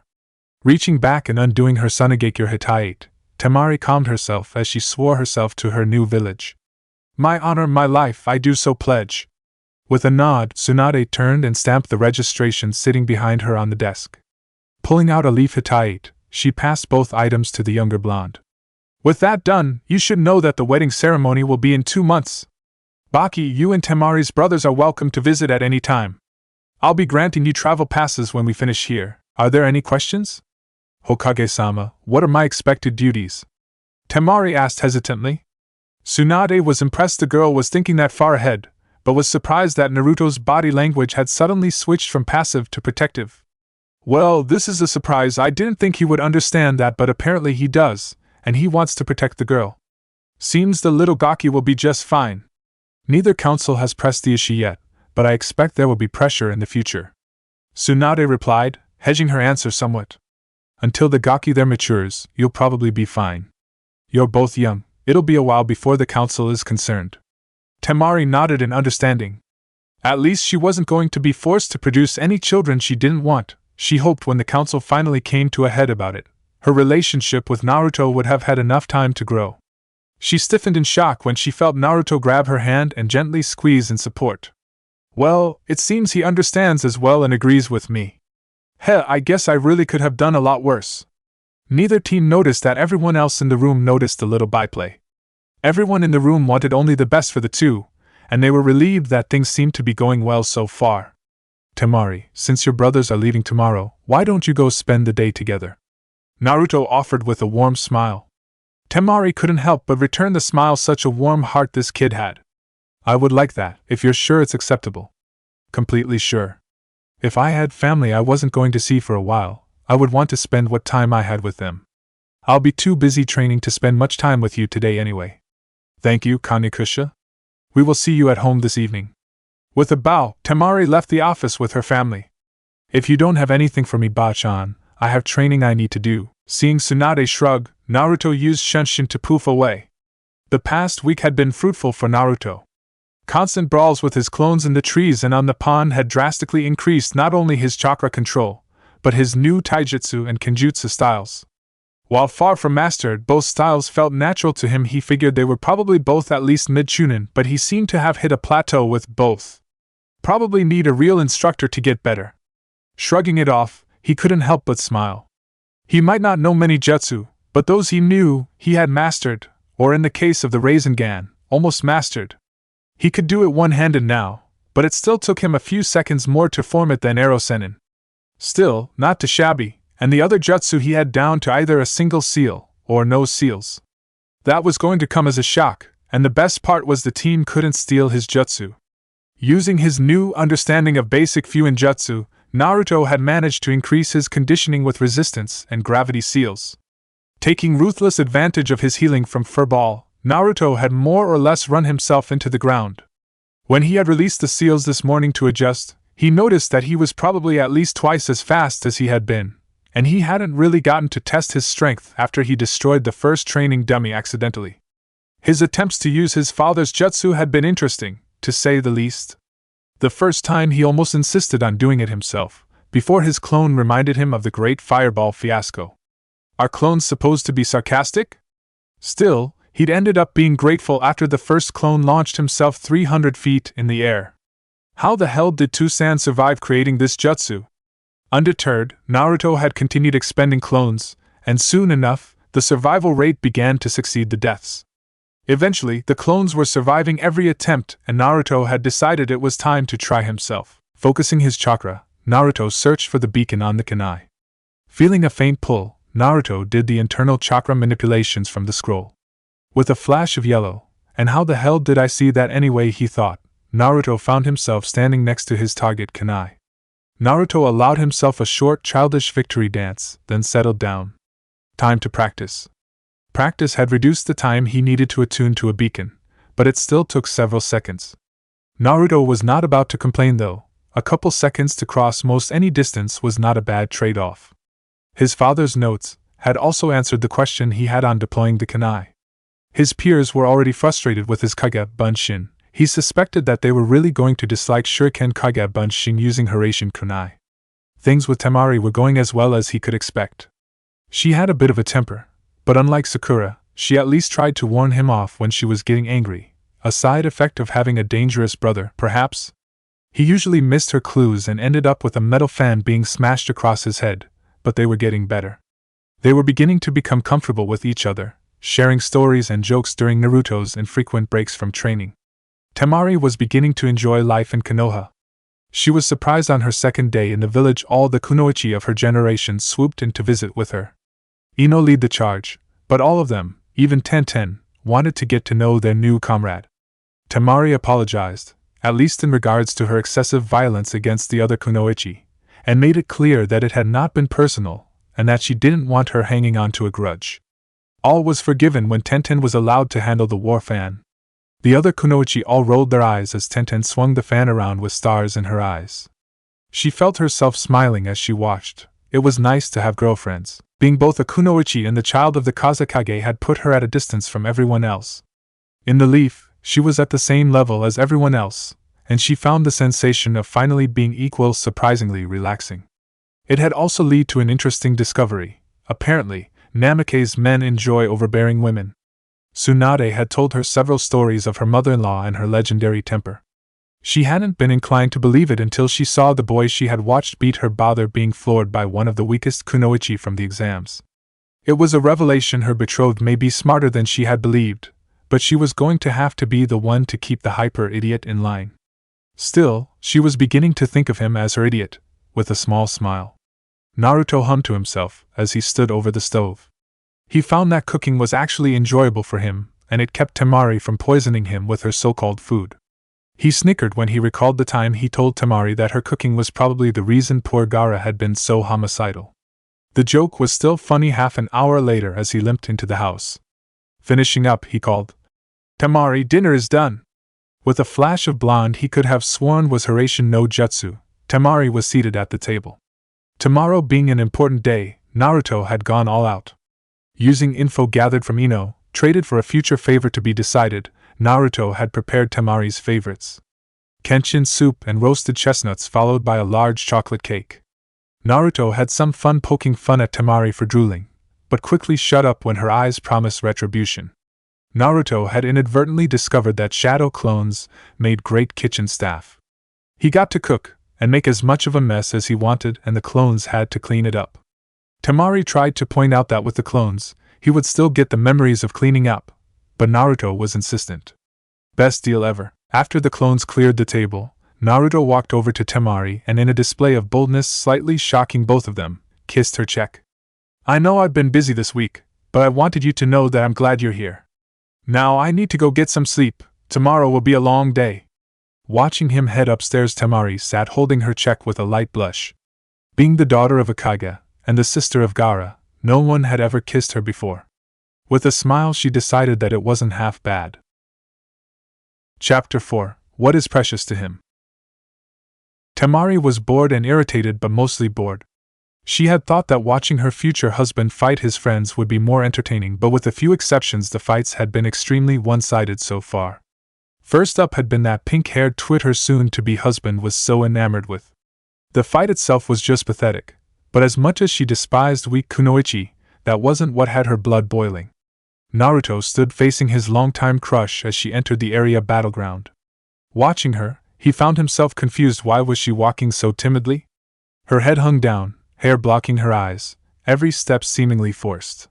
This wasn't what he expected from Sakura-chan. She was supposed to be confident and strong. Breaking from his musings, he slid into his fighting stance when Sakura arrived. She didn't match him though, just stood there fidgeting nervously. Sakura-chan, what's the problem? He called out. Sakura flinched a bit as the loud voice of her teammate intruded on her thoughts. Without raising her head, she spoke, almost a whisper.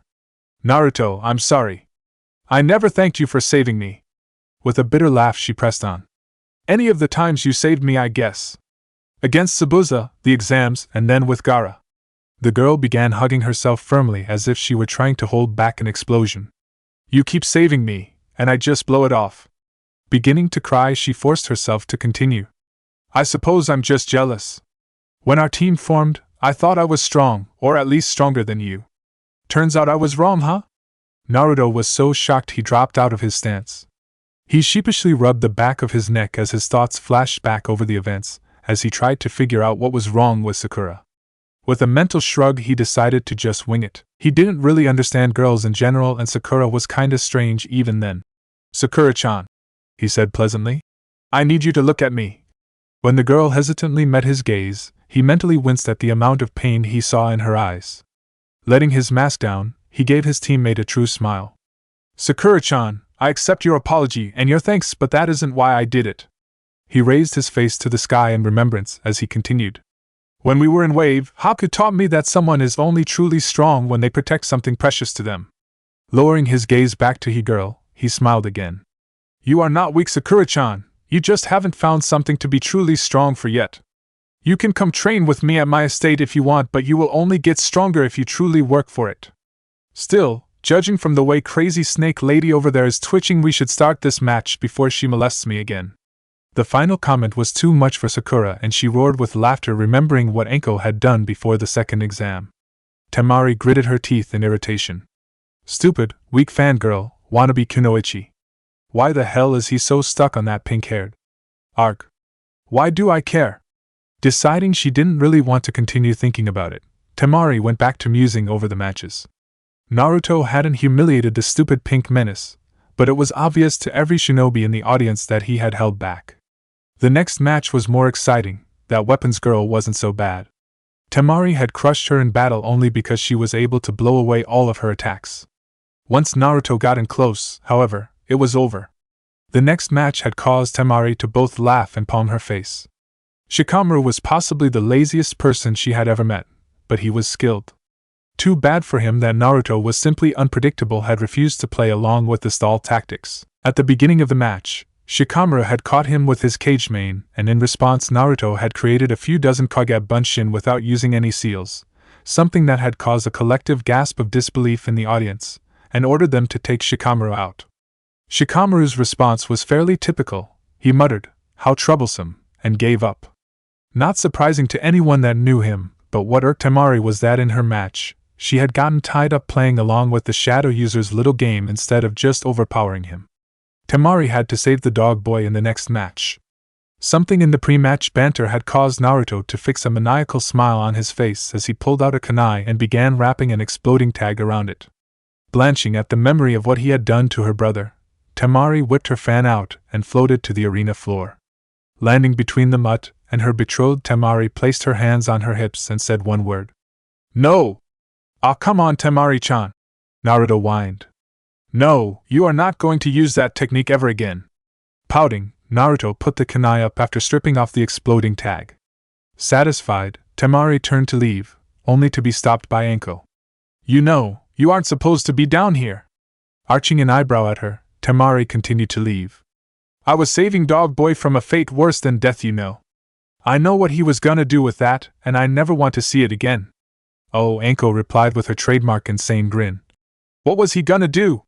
With a shudder, Temari replayed the events of Gaara's fight with Naruto in her head. He was gonna shove that kunai up the mutt's butt.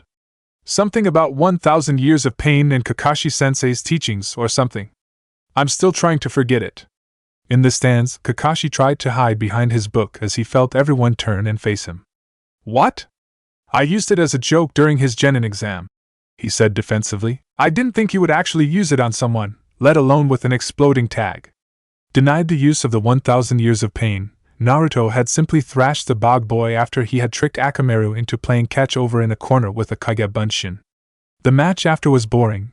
The tubby kid tried to flatten Naruto and had been blown away with a wind jutsu, then beaten down by Kage Bunshin. The quiet bug kid had been next, but had forfeited when Naruto had summoned several toads. Temari hadn't heard all the conversation between the two but caught Naruto apologizing and something about Shino being too dangerous to take head-on. Shaking her head, Temari glanced at the woman sitting next to her.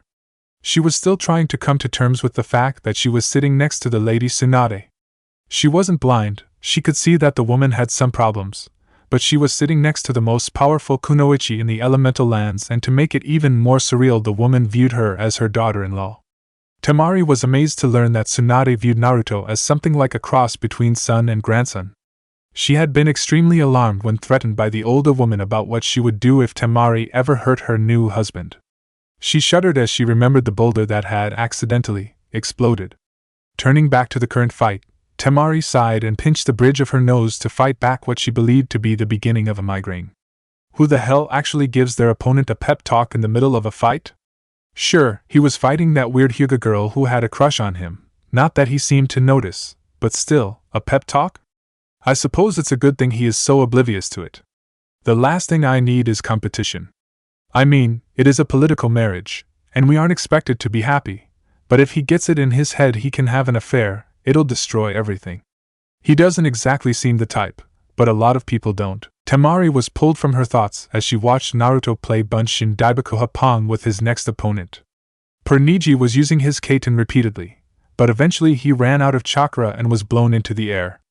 Naruto, being Naruto though, caught him as he fell and carefully laid him on the ground. Sorry Niji, but after our last fight I doubted you would hold back, and you're way better at taijutsu than I am. With a groan, Niji placed an arm over his eyes as he waited for the menin to arrive. I understand, Naruto-san, but that was a most unpleasant experience. You should know that I am looking forward to a rematch in the future. Niji had a small smirk. Preferably without explosive clones, please. Naruto noticed Guy and Lee arriving, and a truly wicked smile appeared on his face. It's a shame, Niji, it seems that you might require more youth for our rematch. As Guy and Lee began their usual youth rants and declared that they would stoke Niji's youthful flames, Naruto broke down and laughed at the sheer horror on Niji's face. Ignoring the caustic glare being sent his way, Naruto decided to rub a bit more salt into the wound. Have a youthful recovery, Niji! He cheered. He was totally floored when the ever-stoic, unflappable Niji flipped him the bird. Naruto's blood began to boil as Sasuke strolled across the arena floor to the cheers of the civilians of the crowd. Yes, Naruto thought viciously. The last loyal Uchiha has come to beat the demon boy. Not happening. Sasuke, for his part, was more excited than he had been for some time. He was finally getting his fight with the doe. He wasn't sure when he had begun to view Naruto as his rival, but rival he was. Now he had another reason to be interested in Naruto. That man was after him, and sooner or later, he would be able to take his revenge. Dobe, you ready? Absolutely, team, absolutely. Anko turned to face the crowd. 9th match, Uzumaki Naruto vs Uchiha Sasuke. Hajime. The boys rushed forward in a flurry of taijutsu. Naruto dodged the first punch only to be caught by the backhand counter. Shrugging off the blow, he spun and drove his elbow into Sasuke's stomach, following through with a vicious will kick that knocked Sasuke back several feet. For several minutes the two stalemated, Sasuke's superior skill countered by Naruto's ability to shrug off the pain long enough to land punishing blows. Sasuke was getting frustrated. He couldn't copy Naruto's style because there were no set patterns. No set patterns also meant that he couldn't predict what attack would be coming. It wasn't perfect, but he could see some of the attacks shortly before they landed, yet somehow or another the dobe had learned a style that seemed to just flow. He also had to deal with the fact that Naruto was forcing counterattacks straight through his defense, and the body shots were starting to wear him down. Jumping back, he flashed through the seal's katan, Gakkaku no Jutsu. Naruto sighed as the fireball flew towards his head. Hurriedly raising his hand to his mouth in the tiger seal, he spat out an even larger fireball than the one that was incoming. The two fireballs collided in a massive explosion, forcing both boys to Kawarimi to avoid being roasted. Dobe! What the hell was that? Sasuke roared. How the hell are you so proficient at using the Uchiha Katan Jutsu? It's easy, team. A truly mastered jutsu requires far fewer seals. There are some jutsu that one master need no seals to use. As for how I know Gakkaku, I've seen you use it, and figured it out on my own. Seeing the infuriated expression on Sasuke's face, he smirked. What's the matter, team? You don't like people copying you? Far too angry to realize he was being baited, Sasuke rushed forward to pound the dobe into the ground, only to find himself surrounded by several dozen black and orange-clad shinobi. The clones followed in their creator's footsteps and landed several powerful body shots that left him exhausted and struggling to breathe. Hey team, check this out, Kanai Kage Bunshin no Jutsu! He snapped his head up, and to his horror he saw literally thousands of strange three-pronged kunai headed in his direction. Whipping out a kunai, he dodged and deflected as many as he could, and to his relief most of the massive barrage missed him, lodging themselves into the ground around him. TCH, Dobe, your aim sucks. Oh, you think so, team? I think they went exactly where I wanted them. With a vicious smirk, Naruto disappeared in a golden flash. Ignoring the gasps of shock from the crowd, Sasuke scanned around trying to find the dobe, but was more than a little shocked when a powerful kick slammed into him from his blind side. Spinning around to retaliate, he blinked as Naruto disappeared in yet another yellow flash. Confidently he spun around to block the attack he expected at his back, only to once again be knocked to the ground by a strike from behind. Damn you, dobe! How the hell are you doing this? Well, team, when AS Class Shinobi marries AS Class Kunoichi and they do a special little dance, 9 months later the magic chakra stork delivers them a baby. In the stands, Temari and Tsunade exchanged pained glances and emitted near-identical groans. Speaking to the younger Kunoichi, Tsunade was nearly dripping sarcasm. Hopefully he is just trying to irritate Sasuke, but I wouldn't bet against him actually believing that. At Temari's look of disbelief she continued. Well, I really doubt anyone actually explained to him where children come from, you know. He's so well adjusted I sometimes forget about his past. I wasn't expecting to see him use Hiraishin no Jutsu though. You think he is trying to make a statement to those idiots screaming for his blood? Turning back to the match with a small amused smile, Tsunade simply replied. Probably. Back on the battleground, Naruto was finishing up his rather bizarre speech. And that team is the reason that ramen is the food of the gods. Blinking, Sasuke stared at his rival with complete and utter disbelief. Dobe, there are so many things wrong with you, I just don't know where to start. But you never answered my damn question. With a patronizing air, Naruto decided to enlighten his teammate. Sasuke, my father was the Yondaime, otherwise known as the Yellow Flash. Now that I have people and things to protect and no one's sabotaging me, I can stop hiding my abilities. Did you think I wouldn't use a family jutsu against you? Sasuke's rage boiled over. Damn it, damn it, damn it! Why is he the one that has that power? I need it, not him. Yes, Sasuke, you need power, another voice whispered to him. Use the power, destroy your foes, become invincible. Naruto backed off when Sasuke exploded with a foul chakra as the curse marks spread across the boy's body. Ah, come on, Sasuke, who the hell uses something in S-class criminal implants on their body? He complained. Faster than Anko could stop him, Sasuke raced forward, Chidori cracking in hand. Fine, be that way, team. Naruto used Kawarimi to swap places with a clone right as Sasuke rammed the Chidori through his chest. Hey team, Bunshin Daibakuha. Most of the audience was horrified when Sasuke was seen after his encounter with the explosive clone. His left arm was partially torn from his body, his face and chest covered in burns and shrapnel holes. With a low whistle at the damage, Anko stepped forward. "Shausa, Uzumaki Naruto." As the medics rushed in, she whispered to Naruto, "You think that was a bit much there, Gaki?" An extremely cold expression crossed Naruto's face as he answered, "Anko, he just tried to ram an assassination jutsu through my chest. If I hadn't swapped with that clone, I would be dead. So no, I really don't think that was too much." Nodding her agreement, Anko glanced up at the Hokage only to find the woman on the arena floor facing Naruto with a very serious expression on her face. Holding up his hands to ward her off momentarily, Naruto began to explain. "Bachan, he just tried to kill me. I think I was perfectly justified blowing him up." With a sigh, Tsunade pinched the bridge of her nose. "Was there any other way you could have stopped him?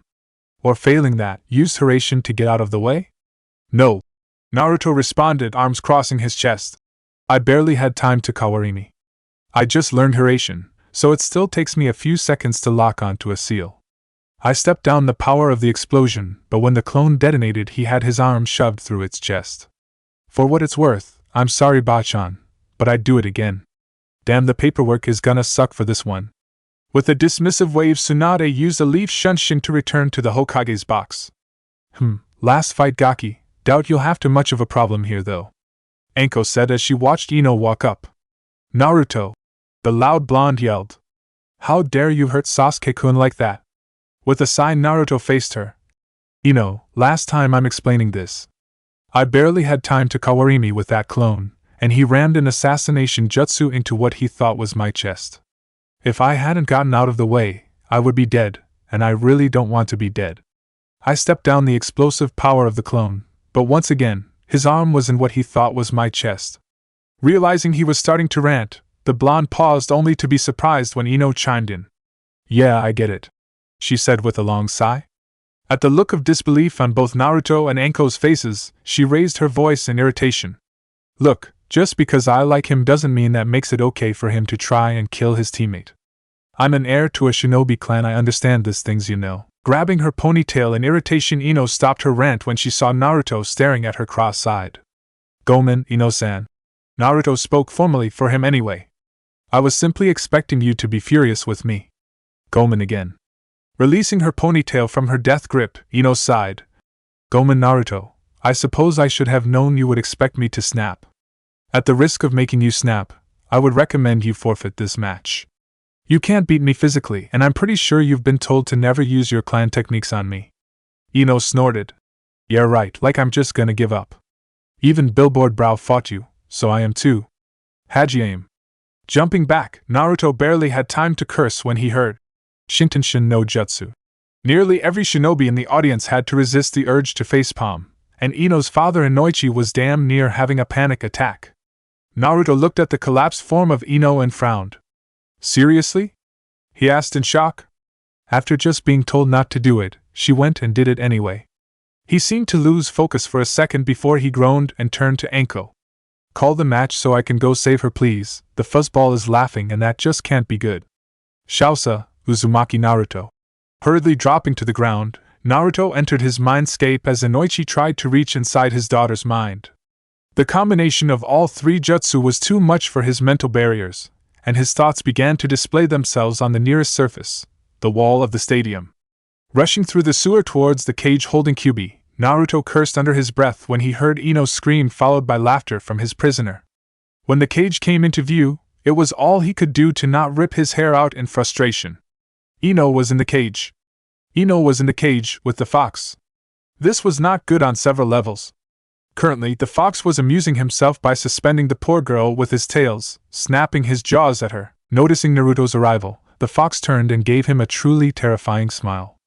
Well, the warden comes to visit his prisoner. I should thank you for this delightful morsel here. I haven't had this much fun in, I'd say 13 years. Cautiously moving forward, Naruto forced himself to speak calmly. Let her go, fox. You know things will end badly if you kill her.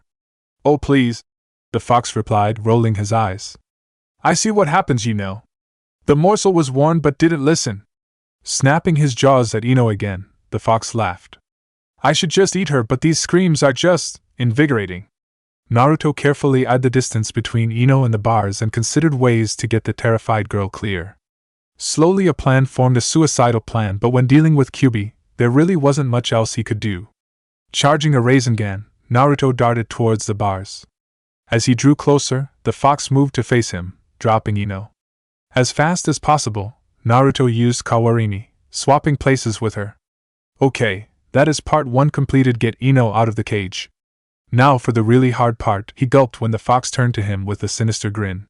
Getting out of this cage alive. Realizing he had seconds at best before he was eaten, Naruto zipped forward and slammed the Rasengan into the fox's paw, trying to buy time. Sadly, Kyubi didn't react the way he had hoped. Rather than draw back even momentarily from the pain, the fox simply used the same paw to slap Naruto away. Slamming into the bars in pain, Naruto damn near didn't connect the dots in time. The bars! Ha ha ha, take that, fox! He cheered in his head as he dove back out into the sewer, barely ahead of what could truly be considered the jaws of death. Ha ha, take that, you stupid furball! He taunted. I got her out, fuzzball! Naruto walked over to the traumatized girl. He knelt and gently shook her shoulder. Ne, Ino-chan, you're safe now, calm down. Slowly, Ino focused her eyes, and before Naruto could react, the girl glomped him so hard he could barely breath. Thank you, thank you, thank you, thank you. She hysterically spat out. She began to cry into his shoulder. I was so scared. I thought I was going to die. Not really sure what to do, Naruto sort of just patted her back and stroked her hair in an attempt to calm her. Sure, you're okay, it'll be alright.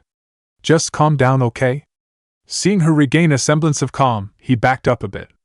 Ino, now that you aren't trapped in there with the giant walking carpet, can you release your jutsu, please? I'm pretty sure your dad is freaking out, and I'd really like to get out of here myself. Nodding, Ino concentrated, then frowned at him. I can't, she said flatly. I've tried to release, but something is blocking my exit. As the Kyubi started laughing behind him, Naruto palmed his face in irritation. Mumbling under his breath about giant pain and the ass foxes of freaking doom annoying the living shit out of him, Naruto turned to face his prisoner. The rather terrifying grin, wow, those are some really big teeth, being bestowed upon him was not calming at all. Let her go, fox. He managed to grind out through his clenched teeth. I don't think so, Nijen. Kyubi sneered. I'm rather curious how long her body will survive with her soul stuck in here. It should be highly entertaining. Stifling a curse, Naruto asked Ino the first thing on his mind. Is he serious? Your technique sent your soul into my body? That's just nuts. Crossing her arms, Ino managed to somehow pull off a haughty look. Of course it does, Baka. How else would you be able to take over someone else's body? Fantastic. He muttered, glaring at the highly amused fox. Ino-chan, how long can you survive in here anyway? She hesitated in her response. Well, I really don't know. The longest I've ever heard of was my dad spending a bit over a day during an interrogation, but he said that it took a lot out of him when he did. Pouting, she refused to look up at the fox. I'm not as strong with this skill as my dad yet, and I don't think he was tortured by a terrifying creature living in the guy's head. Speaking of Naruto, what the hell is that thing? With a resigned sigh, Naruto waved a hand vaguely in the direction of the cage. Ino-chan, meet Kyubi. Kyubi, let her go right fucking now. Watching the fox simply lay down and laugh at him, Naruto launched a barrage of insults at his least favorite furry creature, as Ino simply stared at him in shock. Not a stupid girl by any means, Ino quickly placed all the pieces of the puzzle in place and blurted out. Your father didn't kill it? Oh sweet Kami, he sealed it into you. Naruto jerked around in shock. He really hadn't been expecting Ino to yell right behind him, let alone figure out what had happened so fast. Yeah, he responded despondently. My father sealed Fuzzball here into me to save the village. Supposedly he tried to have people see me as a hero by holding the stupid thing prisoner, but most the civilians thought I was the damn thing, and most the shinobi kept their distance cause most Jinchuriki are not terribly stable. A really good example would be Gaara before I beat him during the invasion. Anyway, enough about that, we have to get you out of here. Alright, Fox, what do you want to let her leave? Take the seal off. Not happening, bunny ears, try again. Why should I care? The only thing I want is that damn seal your father stuck on me off. You have nothing else I could want, you pathetic mortal fool. Hey, you think I'm stupid, don't you, Fox? I know what you're afraid of. We both know you could have killed me when I was in the cage, but my father's seal means that if I die, you die too, doesn't it? Naruto shot the fox the fiercest glare he could muster, which really wasn't bad if it wasn't directed at something other than the Kyubi no Kitsune, and turned to Ino. Ino-chan, I'm about to do something really, incredibly stupid, but it should allow you to get out. When you feel that hold on your jutsu loosen, get the hell out of here, okay? Ignoring her questions about what he was doing, he turned back to the fox as he drew his kodachi. Heh, I so wanted to be Hokage, but I suppose this is as far as I go. At least I'm taking this jackass with me. Placing the tip of the kodachi against his stomach, Naruto called out in an almost sing-song manner. Last chance, team! Let her go! Scoffing Kyubi barely bothered to look up. You wouldn't dare, Ninjen. Maybe if it was that pink-haired tramp you drool after, but you have no ties to this one. Do your worst. Laughing, Naruto called out. You really don't know me as well as you think you do, Fox. Yes, she isn't really a friend, but she is my comrade, a fellow leaf ninja, and as such, she is precious to me. Without saying anything else, Naruto rammed the kodachi through his stomach. Kyubi roared in anger, and the figure of Ino disappeared from his mind. Chapter 5 of Foxes and Meltdowns. Naruto awoke with a groan. Ugh, where the white walls, bright lights, I hate hospitals. It took some effort, but he managed to sit up and promptly blinked in confusion when he saw Ino and Temari sleeping in the chairs next to his bed. He understood why Temari was here. She was his fiancée after all, but what in hell was Ino doing there? He stifled a snort when he saw a thin line of drool on the normally fashion-conscious girl. Ha, I wish I had a camera. I bet Sakura-chan would love a picture of this. Moving quietly, he found his clothes, and prepared one of his best jutsu, Ninpo, Hospital Escape no Jutsu, which was a very high-level move that involved him in an open window. Sadly, people who know him were prepared, and even as he jumped out the window, he found himself snagged by the collar and dragged back into the room. Come on, Kakashi-sensei, I hate this place. Let me go, please, he said, attempting to use the dreaded puppy eyes no jutsu on his sensei. Naruto, sorry. Hokage-sama threatened to burn my books if I let you get away. The lazy jonin replied without taking his eyes from his book. Glancing up at the sleeping girls, he turned one of his infamous eye smiles on Naruto. I'm so proud of you, my little adorable little genin. 2 girls sleeping in your hospital room. I almost feel tears of pride forming. Flushing in embarrassment, Naruto retorted hotly. It's not like that, sensei. I know why Temari is here, I mean we're getting married, but I have no idea why she's here. He pointed at Ino. Quieting down, he asked the 2 questions burning through his head. Sensei, how long have I been out? And what happened with Team? Kakashi stalled for time, carefully placing his book away. Well, the first question is easy to answer, Naruto. You've been unconscious for 4 days. Chuckling a bit at Naruto's groan, he paused and decided to answer the last question. As for Sasuke, they managed to keep him alive, and they even reattached his arm, but they don't think he'll ever fully recover. Sighing, he got to the worst part. Naruto, Sasuke will never be returned to active duty as a shinobi. Hearing the words, Naruto wasn't really shocked. He had seen Sasuke's arm blown off, but it still hurt. Sasuke was his teammate, and he, no one else, had destroyed a talented shinobi and ruined his friend's dreams. Can't Bachan fix him? She fixed bushy brows, right? That was way worse. The words just spilled from his mouth. Eyeing his student, Kakashi decided that, while painful, he needed to tell Naruto the full truth before he convinced himself that he was to blame for what happened. Naruto, even if he still had full use of his arm, Sasuke would have been pulled from the ranks. Ignoring the look of shock on Naruto's face, Kakashi pressed on. The containment seal placed over Hibi Team's curse seal, and I do like that name by the way, was reliant on Sasuke's will. He willingly broke it and drew on the power of the curse seal, directly against orders. In addition to that, he used an assassination jutsu on a fellow Leaf Nin in a friendly match. Hokage-sama has ruled that we cannot afford to have such a loose cannon. Shrugging, Kakashi placed a hand on Naruto's shoulder. It wasn't your fault, Naruto. Shrugging the hand of his shoulder, Naruto stalked back over to his bed and sat down. He understood what Kakashi said, but he still felt guilt burning at him. Sasuke being removed as a shinobi as a result of his own behavior eased some of his burden, but it felt as if it was his fault for pushing him that far. If Naruto had not started their rivalry, Sasuke would have never felt the need to use the seal on him.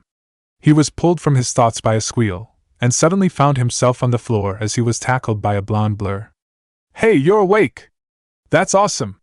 Dada boyo! He froze in shock as Ino continued to hold him, and he vaguely noticed that Kakashi seemed far more amused than surprised. Dadaboyo? What the hell? I was so worried you weren't going to wake up, Dadaboyo. The blonde rambled on. With another squeal, Naruto found himself being shaken. Don't ever do something like that again, Dadaboyo. Prying the overexcited girl off, Naruto found himself wondering exactly what sort of hell he had found himself in. His feeling of doom increased when he noticed that Temari was also awake and staring at Ino in a rather frightening manner. He began to panic as he tried to think up some sort of explanation for what was going on, but he was drawing a blank. It was like some sort of dream. Wait a minute, a dream, or a genjutsu? Forming the seal, Naruto attempted to disperse what he was convinced had to be a genjutsu. Kai! He yelled, forcing an almost visible wave of chakra across the room. To his surprise, nothing changed except for the fact that Kakashi started laughing so hard tears formed in his eye and Ino looked rather insulted. Alright, he yelled, pointing at Ino. What in hell is going on here? Ino looked sheepish, placing her hand to the back of her neck and shot Naruto what looked a lot like his foxy grin minus the whisker marks.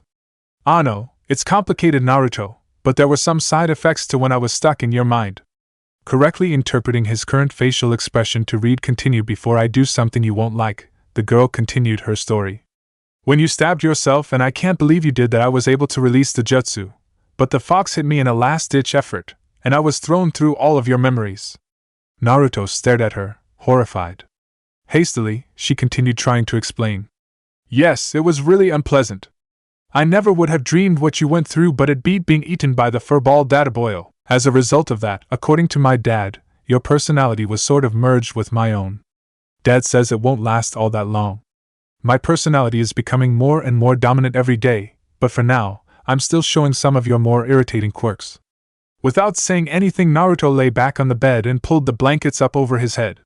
Somebody wake me when the nightmare ends, please. Hey! That was rude, Dadaboyo. A sudden thought struck Naruto like a bolt of lightning and he shot up in the bed, leaning over to whisper in Ino's ear. You have all my memories? Hi, I do. Ino whispered back. And why are we whispering? All of them? Everything I've ever done? Hi, everything. Ino smirked. I can't believe some of the stuff you got away with, but now I understand why Temari-chan.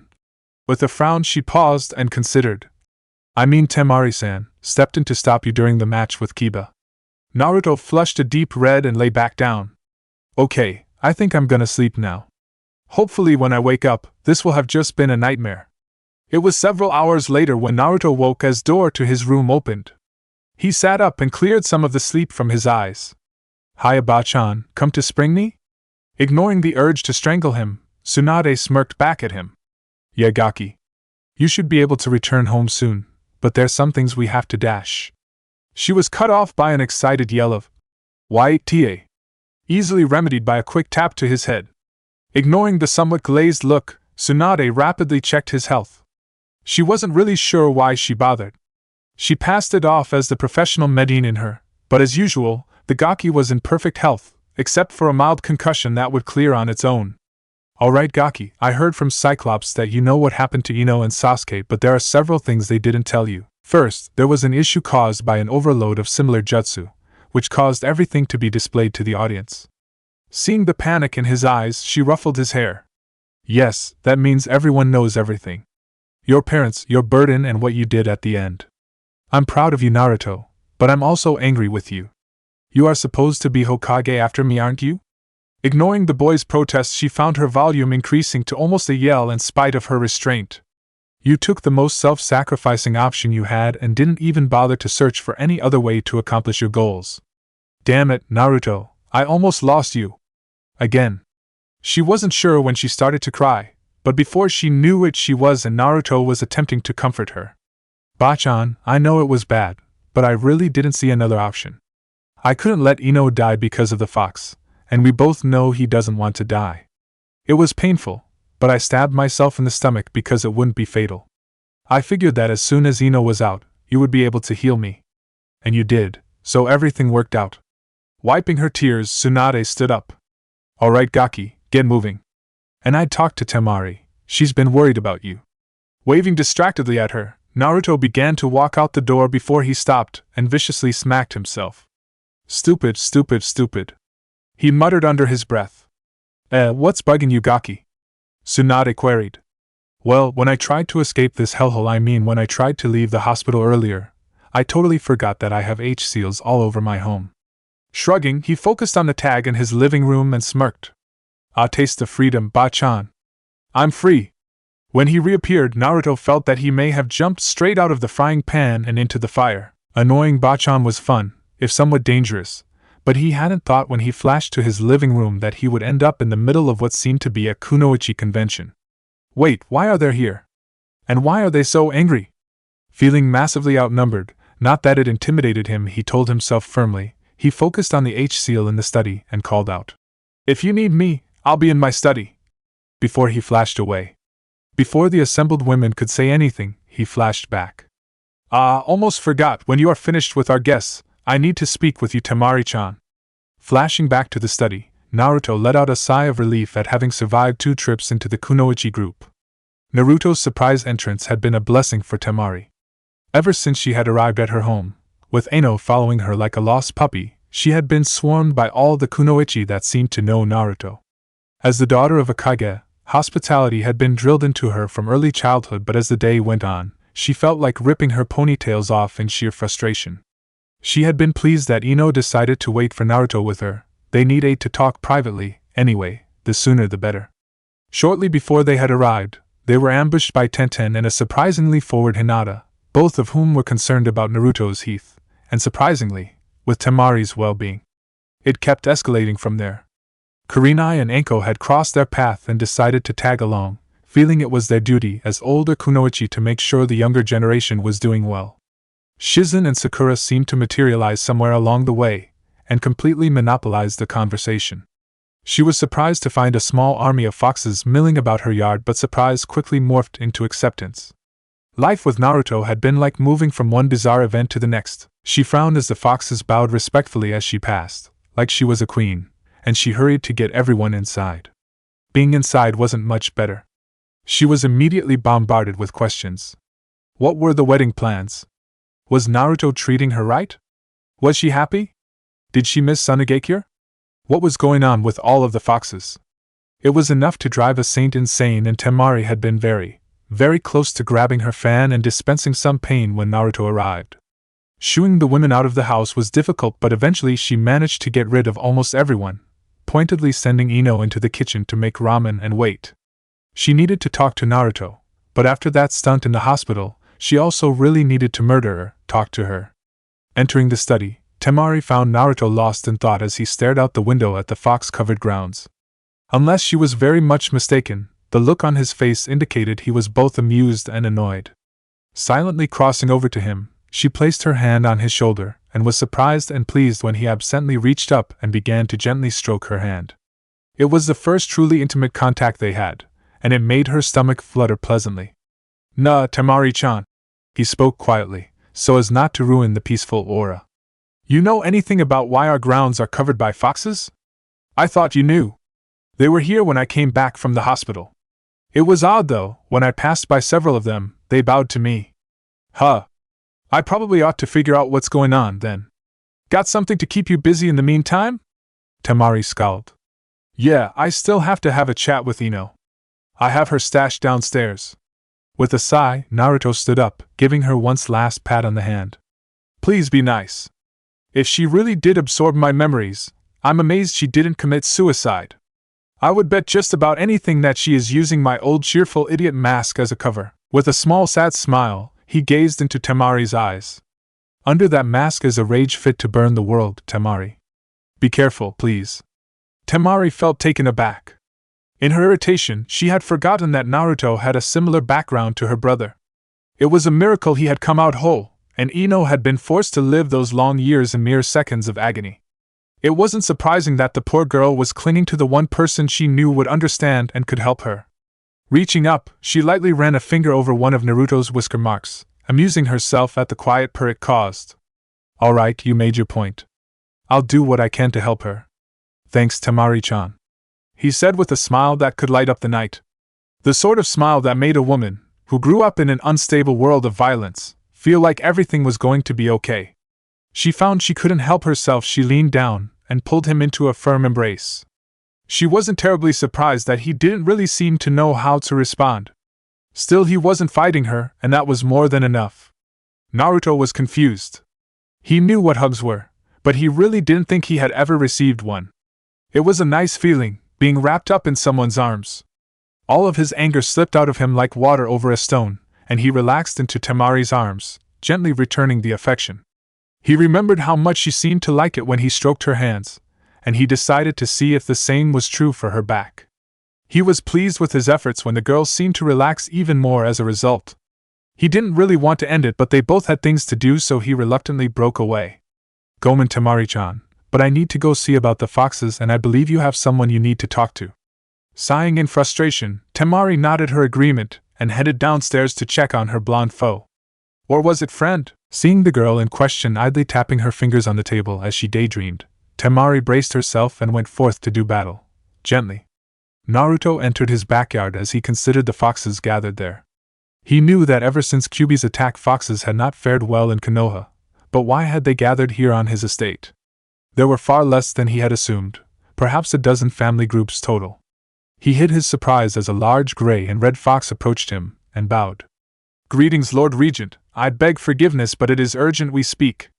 Yeah, I was just thinking the same thing. What's going on here?" "My name is Reynard, Lord Regent." Holding up his hand to stop the fox, Naruto queried. "Lord Regent?" Bowing again, the fox explained. "You hold Lord Kyuubi inside your body, my lord, and as such, until his return, you are his regent." Please continue, but I'm not much for formality. Please just call me Naruto." Naruto responded. "As you wish, Naruto-sama. We have gathered here to request sanctuary. For years, our kind have been hunted here in Konoha. All that have survived are gathered here. As our regent, we humbly request your help." Eyes widening, Naruto did another quick count. "This is it?" he thought incredulously.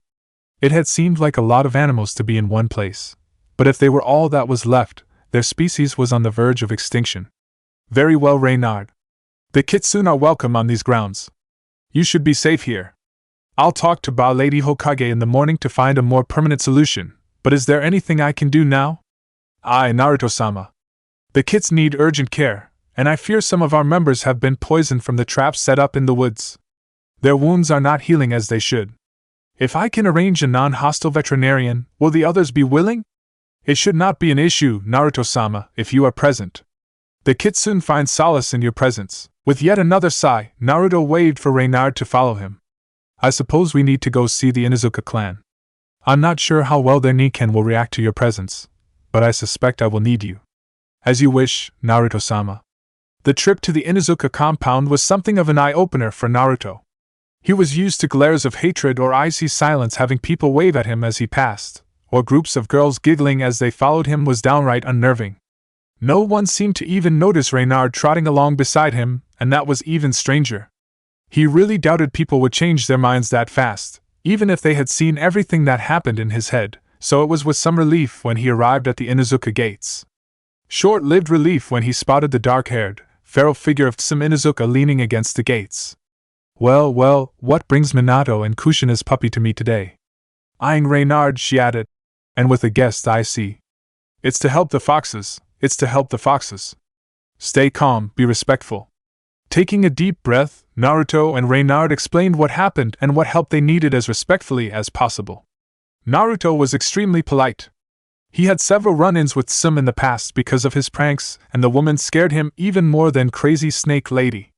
Tsum was not happy that canines, even if they were foxes, had almost been hunted into extinction near Konoha. An agreement was quickly struck allowing Inuzuka vets and their Niken into Namake's grounds to treat the foxes and train Naruto in animal husbandry. In return, Clan Namake's would pay a yearly fee and would allow young Inuzuka access to fox kits as possible partners. The hope was that when members of a large and influential clan began working with fox partners, the fear and hatred of the foxes would slowly die away. Satisfied with the deal struck, and considering other options he may have regarding the foxes, Naruto and Reynard led a handful of Inuzuka vets back to the estate. Temari was having issues. Specifically a blonde issue that was now wrapped around her, sobbing. She had intended to politely talk to Ino about staying the hell away from her fiancé, then work with the girl regarding her new emotional issues. Sadly, almost as soon as she got the Yamanka's attention, Ino had simply exploded. "I don't get it!" she screamed. "I can't even go through town without wanting to kill almost everyone I meet, including myself. I see people I know I've had good times with, and then his memories flash in my head and I see how they treated him and I just want them to burn." Suddenly the girl stopped and flashed Temari a foxy grin. Did you need to talk about something, Temari-chan?" Temari eyed the girl, and despite everything her heart went out to her. Ino didn't have the sheer will that Naruto did to bury or channel the rage and hate, and if something wasn't done, Ino would simply explode before her normal personality resurfaced. Temari pulled the girl into a hug where she promptly broke down and cried, and almost 2 hours later, Ino was still there. Temari was not a real touchy-feely kind of girl at the best of times, and being sobbed on for a couple of hours had not improved her mood, but it was a necessary evil. It wasn't surprising that when Naruto came wandering back in from supervising the Inuzuka vets, Temari damn near threw Ino at him. "I can't deal with this anymore, you do it!" she yelled as she stomped off. "Naruto, how do you do it? How do you block this out?" Ino begged, disregarding Temari's absence. "Ino, you have to find a goal and focus everything into it. I strive to be Hokage. I put everything into it, and when I gain that goal, I will prove to everyone who ever doubted or hurt me that they were wrong. That's how I deal with it. For now, I need to ask you to go home, talk with your dad, clear your head, do things that you, Ino, like to do. Hopefully that will help drive back my memories and let you get back on with your life." Naruto gently smiled at her. "You are welcome here to talk or train whenever, Ino, but right now, I need to spend time with my fiancé. With everything that's happened, I feel I've neglected Temari." After escorting Ino out, Naruto wandered the house until he found Temari sitting on the rail of the back balcony, watching the fox kids play in the yard. "Gomen, Temari-chan," he said softly to avoid startling her. "I didn't realize how bad my memories were affecting her." Sighing, Temari continued to face the yard. "It's not your fault. When she was clinging to me, I realized all the suffering that you and my brother suffered. If I'd tried, I could have been there for Gaara. Maybe I could have stopped him from snapping." Walking closer, Naruto wrapped his arms around her from behind. "It wasn't your fault, Temari-chan. Gaara told me before he left that your father never allowed you to be near him when he was younger. When you finally met, it was already too late. But you're there for him now, and that is what's important." Temari relaxed back into his embrace, surprised with how comfortable she felt being held by the boy. In Sunagakure, everyone had feared her father or her brother, and she spent much of her time alone or with Kankuro. Somehow, the maddening and confusing boy holding her had broken through her defenses, and rather than be threatened by it, she felt safe. "Temari-chan, do you want to go out for dinner? I can show you all my favorite spots around town." She smiled, even though he couldn't see it. "Yes, I think I would like that." Chapter 6: The Talk and Setting the Stage. Naruto sank into the onsen with a groan. His head fell back as he let the hot water work magic on his sore muscles. He was supremely grateful that he regenerated. It allowed him to build and tone muscle at a literally inhuman rate, but it still hurt like hell. To his immense irritation, the supremely important nature of his upcoming marriage meant he was relegated to stay within the village walls. Since Team 7 was officially disbanded, following his promotion and Sasuke being dropped from active duty, he had little to do but train. A smile found its way to his face when he thought about his recent training. He had known from the exams that Temari was strong and brutal, but he hadn't realized how relieved he should have been that he didn't have to fight her. Her long-range attacks were dangerous as hell on their own, and coupled with her brute strength at close range, she was an absolute menace.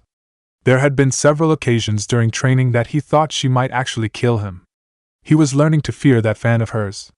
He was startled out of his thoughts and into a panic when Temari entered the bath. "Temari-chan," he blurted. "What are you doing here?"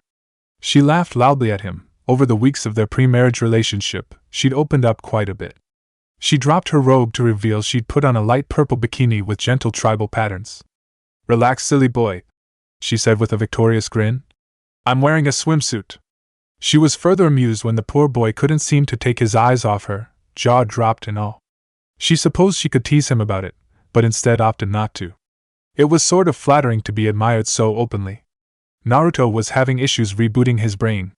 All he knew was this was an image he wanted to remember for the rest of his life. Recovering somewhat, He motioned for her to join him and settled back into the water. That was a cruel trick, Temari-chan. He pouted, still snickering at the boy. Temari sank into the water opposite him, sighing in pleasure.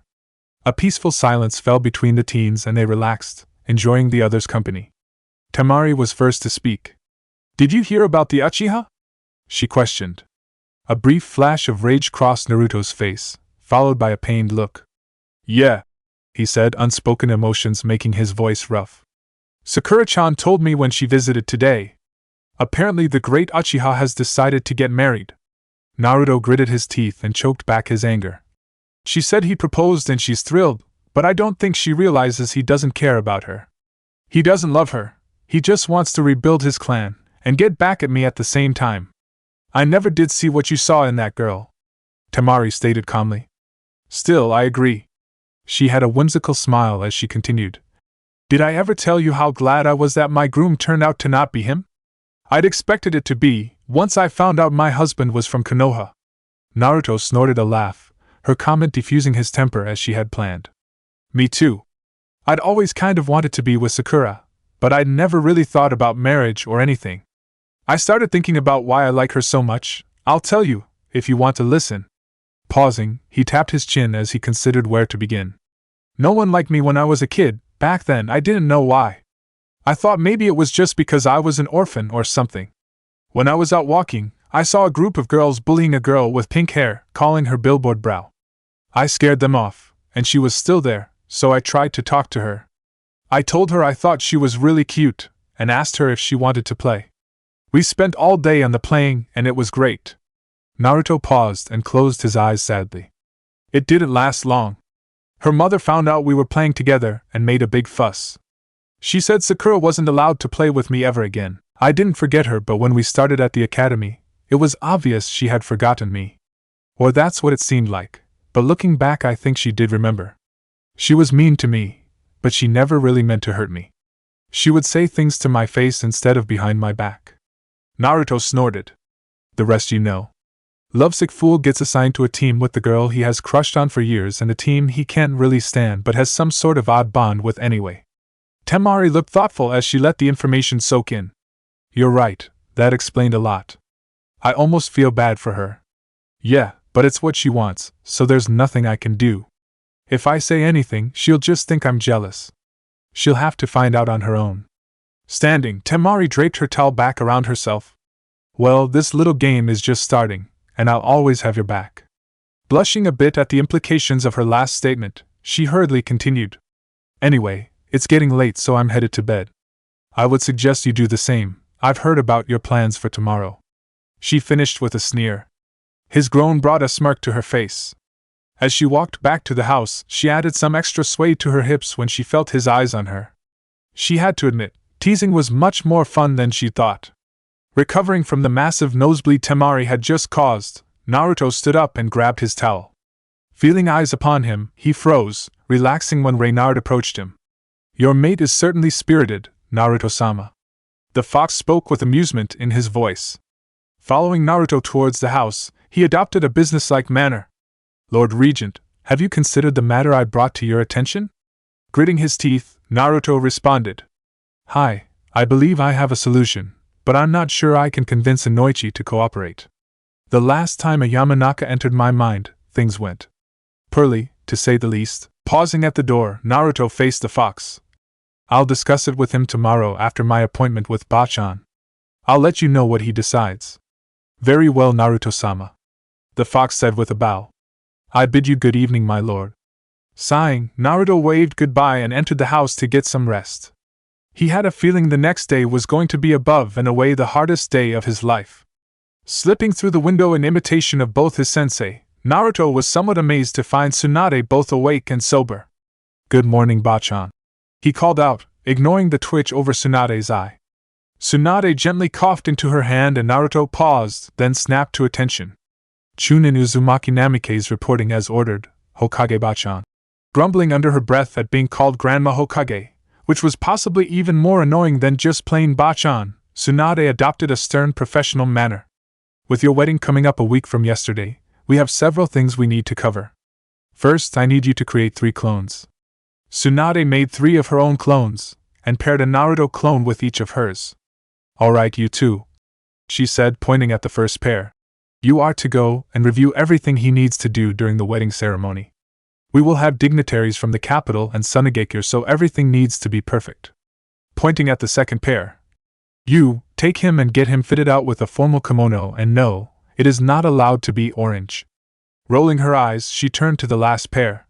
Last, you are to take him and get everything prepared for the reception. Food, flowers, drinks, everything.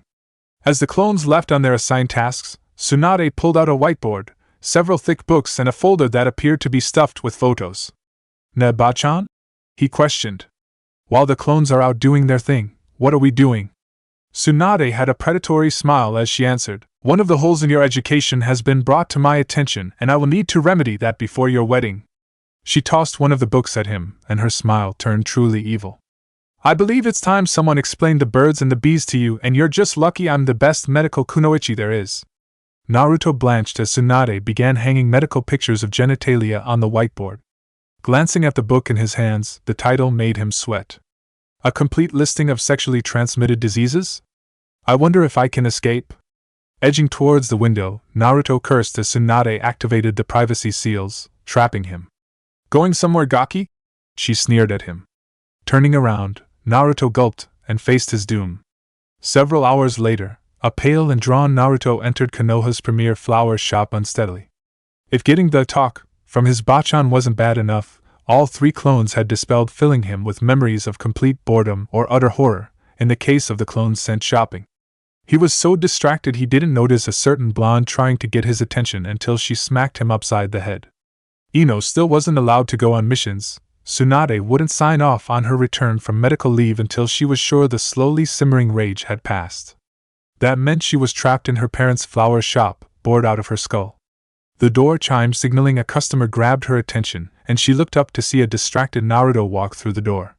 Trying and failing to get his attention, Ino decided to take a page from Forehead's book and punched him in the head. While this did get him to pay attention, Ino cursed under her breath as she rubbed her knuckles. Hitting his head really hurt. "I said," she said in a near yell. "What can I do for you, Naruto?" "Gomen," Naruto said hurriedly. "I was distracted by some of the things I had to do today."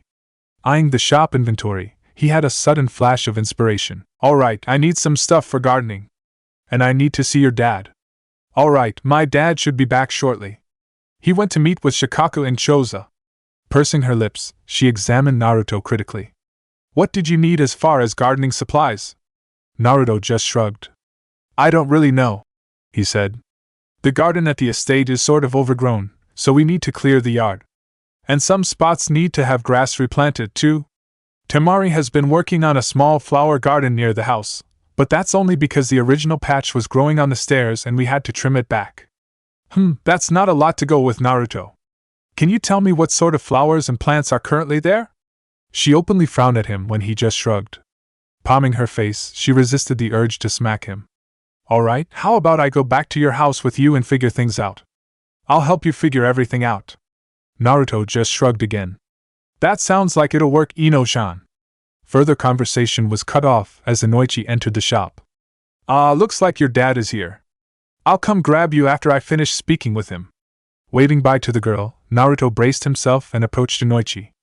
"Good afternoon, Yamanaka-san." Naruto greeted him politely. "I have business I must discuss with you." Eyeing Ino standing nearby staring attentively, he added, "Privately, please." Nodding to the boy, Inoichi gestured for him to follow as he headed back through the rear of the flower shop to the office. Closing the door and activating the privacy seals after an amused glance at Ino, who had followed the two, curiosity written all over her face, Inoichi moved behind his desk and sat down, waving for Naruto to have a seat as well. He drummed his fingers as he considered his guest. "So, what did you need to speak with me about, Uzumaki-san?" "I'll get right to the point," Naruto said, sitting forward intently. "I need you to help me bring someone inside my mindscape for a meeting with the fox." For a moment Inoichi couldn't believe his ears. "You want me to what?" "I need you to help me bring someone into my mind to meet with the fox," Naruto repeated calmly. "As you may be aware, several fox families have made my estate their home. What you don't know is that those foxes are all that are left in the forests near Konoha. The alpha male of the remaining foxes approached me seeking sanctuary, calling me Lord Regent. Reynard, that is his name, informed me that I am Lord Regent of the foxes due to their Lord QB being sealed inside me. Nodding his understanding, Inoichi considered the new information. Obviously foxes weren't popular after QB's attack, but he hadn't known that they had almost been exterminated. QB being Lord of the Foxes wasn't too surprising, it was a giant fox after all. Still, he didn't understand how the foxes knew whom QB was sealed in, and more importantly, who would want to meet the fox? I see from your expression you still don't understand my request. I need to speak with QB regarding the foxes, but I want to take Reynard as well. I can enter my mindscape, but I can't take anyone with me. That is where you come in. I'm willing to pay S rank for the mission, and you do not have to come anywhere near the fox. I just need Reynard transported in. Inoichi sat back as he considered the offer. True, he could use the pay S rank was really nice and it sounded easier than most. Still, anything dealing with the fox was a major security issue for Konoha. Very well, he said. You'll need to turn in a mission request and have it approved by the Hokage. Anything dealing with your tenant could be a security issue. Once you have the mission request in, I will need to meet Reynard. I'm not sure if a fox can actually meditate, but if I can teach him to do so, the process will be much smoother. I figure with your wedding approaching, and the need to recover after it, he said with a small smile Naruto didn't really get. We can do this in 2 weeks or so. I understand, Naruto said standing. I'll go get the paperwork in. Bachan might have something to add. If you want to meet Reynard, I'm headed home and Ino is already coming along to survey the damage to the garden. If you wish, you're more than welcome to come along as well. Deactivating the privacy seals, Inoichi ushered Naruto from the office. I don't have anything else right now, and I'm curious to see the garden you're talking about anyway. Entering the flower shop proper, Inoichi addressed his daughter. Ino, looks like I'm coming with you to the Namikaze estate tonight. Is there anything you need before we go? Rolling up the taijutsu scroll she had been reading and darted for the door. I'm ready to go anytime, Daddy, she chirped. Inoichi eyed his daughter with amusement. Minding the shop isn't that bad, hun. You don't have to act like you want to be anywhere but here, you know. Rolling her eyes, Ino ran and pushed her dad out the door, grabbing Naruto's hand in passing and yanking him out as well. Slamming the door closed, she turned and jumped in the air, arms stretched out. Woohoo! Freedom, Dadaboyo! Clapping her hand over her mouth, she glared at her smirking companions. Not a word, she yelled and stomped off. Smiling at each other, Naruto and Inoichi set off for the Namikaze estate. Several minutes passed and Naruto broke the silence. Na Yamanaka-san, how long till she realizes she went the wrong way? Inoichi never answered. He just started laughing. Ino caught up before Naruto made it home, and her glare warned the guys not to say anything about it. Entering the grounds, Naruto was mobbed by a handful of excited fox kits, sending Ino into cuteness overload. With a loud kawaii, Ino scooped up one of the kits and began hugging it, much to Naruto's amusement. It had taken several days before Temari could get close to the kits without shorting out. Must be a girl thing. Kneeling, Naruto addressed one of the older females keeping a watchful eye on the kits. Would you please get Reynard? Tell him to meet us in the garden. The vixen nodded and headed back into the trees on the far side of the grounds. Turning to his guests, Naruto spoke. Well, Reynard will meet us there, so let's go check out the garden. Both Inoichi and Ino let out low toneless whistles as the somewhat trashed garden came into view. They were impressed by the potential to be found, but 14 years of neglect followed by the ministrations of an army of inept clones trying to garden had left it a complete mess. Sweet Kami, Ino screeched. What the hell did you do to this poor garden? Stepping back away from the irate girl, Naruto waved his hands defensively. Wait. Hold on, this was completely overgrown when I inherited it. All I did was send something like 100 clones to try to clean it up. With a sniff of disdain, Ino turned and stalked away, surveying the garden for its needed repairs. Inoichi just sort of loitered listening to Naruto muttering under his breath with a smile. Ah, this generation truly is something, isn't it, Minato? He perked up when a large gray and red fox approached Naruto. Good evening, Naruto-sama, the fox said, startling Inoichi. Evening, Reynard, Naruto cheerfully returned. Jerking a thumb at Inoichi, Naruto did introductions. Reynard, this is Inoichi Yamanaka, head of a clan here in Konoha that specializes in the arts of the mind. I see, Reynard replied. Facing Inoichi, Reynard bowed. Good evening, Yamanaka-san. As Naruto-sama stated, my name is Reynard. I am pleased to make your acquaintance. Ano, I am pleased to meet you as well, Reynard. Inoichi replied a bit uncertainly. Naruto didn't tell me the fox spoke, but that should make things easier, I guess. My apologies if I seem surprised, but I wasn't informed you could speak. Naruto looked a little put out. I told you we were going to talk with the Kyuubi. What did you think that meant? Inoichi palmed his face. Never mind. He gritted out. Looking far more cheerful, he continued. This is actually a good thing as far as the mission goes. Reynard, for me to bring you into Naruto's mind, I'm going to have to teach you to meditate. You being able to speak with me should make the process go much smoother. Truly excellent news, Yamanaka-san, the fox replied. May I inquire as to when we will be doing this training? Also, how long will this take? Inoichi tapped his chin as he thought. I'm not sure how long it will take. Most I teach don't take more than a few sessions, but they were all human. As for when, we have 2 weeks at a minimum with Naruto's upcoming wedding. Before Reynard could respond, Ino came storming up, slowing in caution at the sight of the large fox. Daddy, she exclaimed. This is going to take forever to fix, but I have a list of supplies Naruto Baka is going to need. Handing the scroll to her father, Ino stuck her tongue out playfully at Naruto. You're gonna need someone to show you what you're supposed to be doing as well, Whiskers. It's going to take a while. Inoichi's eyes bugged slightly at the amount listed on the scroll. Adding the costs up in his head, he had to hold back laughter. Haha, between this and that S-rank pay he offered, I'll be able to afford one of Ino and her mother's little shopping sprees and still have sake money left over. When he looked up, Ino was looking at him in a distressingly knowing manner. Ah crap, there goes my sake money. Excuse me, Lord Regent, Yamanaka-san, but I believe I have a solution for both the garden issue and also my meditation training. Seeing interested looks on both Naruto and Inoichi's faces, and ignoring Ino's wide-eyed shock, Reynard described his solution. I need training, and Naruto-sama needs someone to teach him to care for the garden. I smell the scent of flowers and potting soil on your kit, Yamanaka-san. Am I correct in assuming she would have the skill to teach Naruto-sama? Yes, she is quite capable of that. I've taught her horticulture for most of her life. Very well, my suggestion is that I come stay with you until we mind walk, and Ino-san stays here to teach Naruto-sama. Naruto went completely pale, Ino had a sort of bemused smirk, and Inoichi was visibly conflicted. By far more experienced than the 2 younger humans, Inoichi was the first to recover. If you are willing to sleep in one of the greenhouses, you are more than welcome.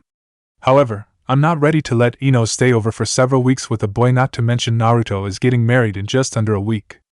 Ino was nodding her head until her father made the mistake of saying, Let her. She had an evil gleam in her eye as she laced into her father. See this, father? She spat, pointing at her Hitayite.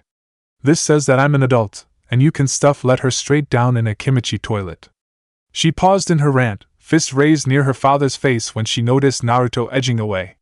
And where do you think you're going, Whiskers? Naruto froze, opened his mouth, then disappeared in a brilliant yellow flash, leaving Ino standing there shaking with rage. Grr, when I get my hands on him. How dare he leave when I was yelling at him? Losing Naruto as a target, she turned back to her father. Inoichi, while annoyed at being left to face his daughter, was also quietly amused. That was almost exactly like the time after Kushina got pregnant. Minato had said something about her gaining weight. Not listening to his daughter, while maintaining an outward appearance of rapt attention, Ino continued down memory lane. It was one of the funniest things I've ever seen. Minato constantly flashing away as Kushina destroyed everything in her way. Ino's rant at her father was stopped as Naruto flashed back into the garden with an arm wrapped around Temari. He suspected that she knew he didn't need to hold her quite that tight to transport her, but she wasn't complaining, and Naruto found he liked holding her close. Reluctantly letting Temari go, Naruto held up a hand to forestall an outburst from Ino.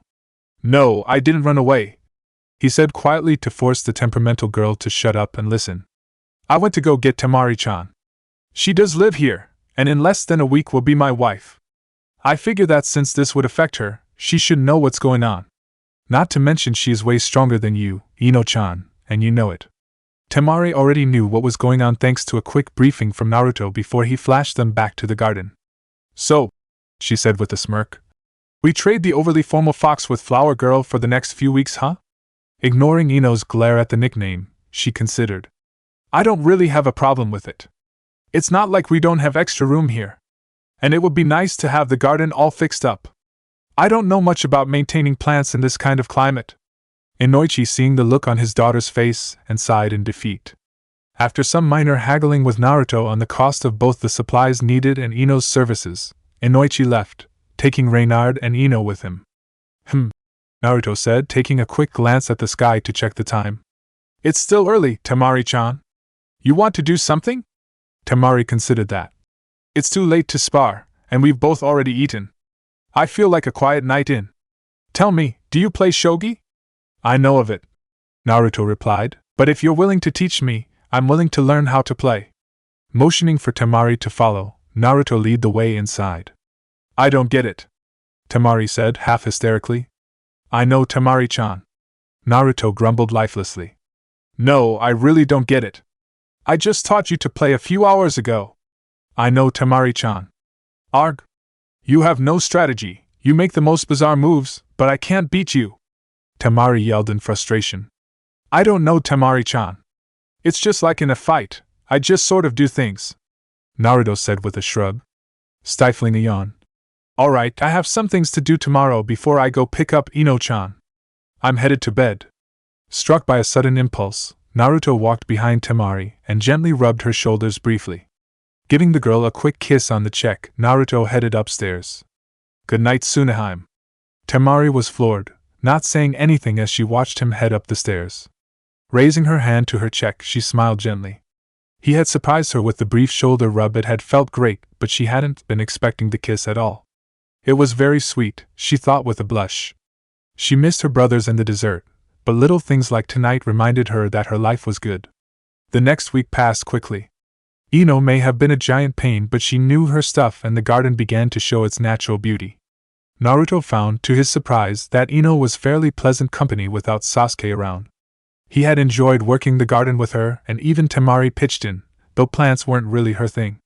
She was no good with the local plants, but Ino had promised they could convert a greenhouse to maintain some plants from her home country. Time passed all too quickly for Naruto. Before he knew it, he was standing outside the shrine, bracing himself to go through with getting married. Chapter 7: To Marry a Sand Princess. Naruto nervously checked himself over in the mirror. His only alteration to the black formal kimono had been the addition of his family crest on the back, emblazoned in burnt orange. Peering closer at his reflection, he had to admit, he did look pretty good, even if no one else seemed to like the color scheme. Seriously, it looked awesome, and it wasn't like it was the old neon orange his jumpsuit had been. Even he knew better than to wear that shade at such a formal event.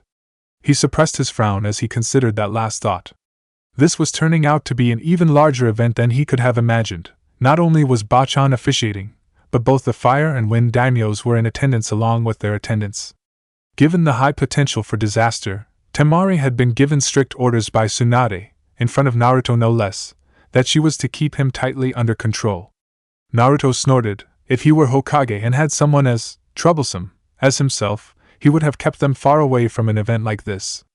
Heh, too bad for Bachan that it's my wedding. Wonder if she has an ulcer yet? A knock brought Naruto out of his thoughts, and Irika entered the room. Hey Naruto, the scarred Chunin said. You ready for this? Holding his hand out so Irika could see the slight tremor, Naruto responded. As ready as I can be, Irika-sensei. Turning back to the mirror for one last check of his appearance, he sighed. I know what to do, and why I'm doing it, and I can honestly say that I do like Temari-chan, but this is not how I ever saw myself in the future, you know. Stepping forward, Irika helped Naruto make a few adjustments. I'm proud of you, he said softly. You're facing your duty head-on and trying to make the best of it. In circumstances like this, that's really all you can do. Checking his watch, Irika motioned Naruto towards the door. Alright, it's time. Following Irika mostly on autopilot, Naruto felt the world go somewhat surreal as he entered the shrine. The seats were all filled, and Naruto gulped as he realized he had to go and stand out in front of this many people. Scanning the crowd, he saw most of his friends with their families, and he couldn't help but smile a little when he saw most of them looked almost as uncomfortable as him. Reaching the altar, he turned to face the crowd, forcing himself to not show his emotions. If he remembered correctly, he had a few minutes until Temari would make her appearance, something about Sunagakure tradition. He really hadn't been paying too much attention. Using the time, he decided to study the people he would be dealing with in the future. With the exception of Sasuke, all the other clan heads were attending, and he had to admit, they had some great poker faces. His nervousness increased when he noticed the fire daimyo studying him. Naruto prided himself on his ability to read people, but he simply couldn't read the daimyo at all. In his brief meeting with the man, the only thing he had been able to determine about him was that apparently he really liked his fan. Naruto was almost shocked out of his blank face when he noticed Madame Shirjimi sitting next to her husband, holding Tora as tightly as usual. "Oh dear Kami, the demon cat is attending my wedding," he thought blankly. The strains of the wedding march announced Temari's entrance, drawing Naruto's attention from the crowd and to his bride. Her beauty simply took his breath away. She dressed in a perfect combination of traditional clothes from both countries, embracing Konoha in her formal white kimono, and Sunagakure in the red additions to otherwise traditional white makeup. She had decided to wear a wataboshi, a plain white hood, instead of a tsunokakushi, and attached was a thin veil in the Sunagakure tradition of obscuring the bride's face. Naruto had to hide a small smile. A tsunokakushi would have implied Temari intended to be a gentle and obedient wife. He didn't see her in that role, and had jokingly commented on it while they were planning the ceremony. Temari had launched him into the wall for it. Ah, good times. He allowed his smile to show when he saw Gaara escorting his sister. In Konoha tradition, the father would be the one to escort their bride. In the event of his absence, the oldest brother, or barring that another male relative or friend, would take his place. Kankuro, by age, should have been the one to escort Temari to her future husband, but Naruto had strongly believed it would be good for all of them if Gaara was the one to do so. It would demonstrate the rift in their family was mended, and it was very important for Gaara as well. Watching the care Gaara was taking as he escorted his sister, Naruto felt vindicated. While he maintained his usual stoic expression, Naruto could see the happiness in his fellow Jinchuriki's eyes. As Gaara released his sister, Naruto nodded to Gaara with a smile and was rewarded when the corner of his mouth twitched up in response. Looking over at Temari, Naruto noticed she had seen it as well, and he could simply feel her joy radiating off her. Temari stood facing her fiancé, hands clasped with his as Tsunade began the ceremony. While still unhappy about being married off for the village, especially to someone 3 years younger, she took some measure of joy in the fact that her situation could have been a lot worse. The marriage was one of duty. Naruto didn't love her, just like she did not love him. Still, the potential for love was there, and Temari had found herself very fond of the little blonde goofball. People seemed to think he was some sort of idiot, and at times he could be, but he could also be surprisingly thoughtful, as evidenced by his suggestion that Gaara escort her at this wedding. So it was with a light heart that she smiled down at him, and bent his wrists back when he seemed to space out during Tsunade's speech. The pain from his wrists being bent snapped Naruto out of the daydream the boring ceremony had caused, and he had to hide a wince when he saw the way Temari was staring at him. The look had both sympathy and a promise of severe pain, an odd mix to be sure, and Naruto decided he would not be spacing off again. No wonder Shikamaru called her troublesome during the exam. Not that he doesn't call most women that, but still. Reaching the end of the purification ritual, Tsunade unsealed the traditional sake, and Naruto couldn't stop a small tremor as he reached forward to take a cup. Once he and Temari exchanged these sake cups, it was done. They would be married. Taking a deep breath, Naruto held the cup for her to drink from, as she held his. The rice wine burned as Naruto completed the Sankudo, claiming Temari as his wife. Taking the cups, he placed them back on the white cloth-covered tray and turned back to his wife. "Temari-chan," he said hesitantly, but with increasing strength as he continued. "Our marriage is one of duty, our honor for the village. I wasn't expecting this, and I know you weren't either, but the past month has been very happy for me, and I thank you for that." Breaking from wedding protocol, Naruto drew Temari to her feet as he stood and faced the crowd. "I am Uzumaki Namikaze Naruto, clan head of Clan Uzumaki and Clan Namikaze." Pulling the stunned girl forward to face the crowd with him, Naruto continued. "This is Uzumaki Namikaze Temari, my wife. Our marriage is a symbol of the renewed alliance between Sand and Leaf, and as such, my oath to you, Temari-chan. You are my wife, my partner, my equal in all things. May our joining be blessed by Kama-sama and the union of our peoples as well." Temari was stunned, floored at her husband's actions. This sort of thing just was not done at a formal state event. Konohagakure's rules had been much more lax than Sunagakure, but this went beyond that. He went off script, tossed and veiled insults at the Konoha Council, and he was getting away with it. Gazing over the crowd and seeing most everyone in the crowd fired up and excited at her husband's speech, she was simply stupefied. In future years, Temari would state that this was the moment she knew that her husband would one day become Hokage.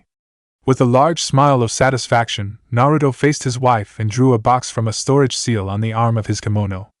Opening it up, he took out a heavy gold ring and smiled at her.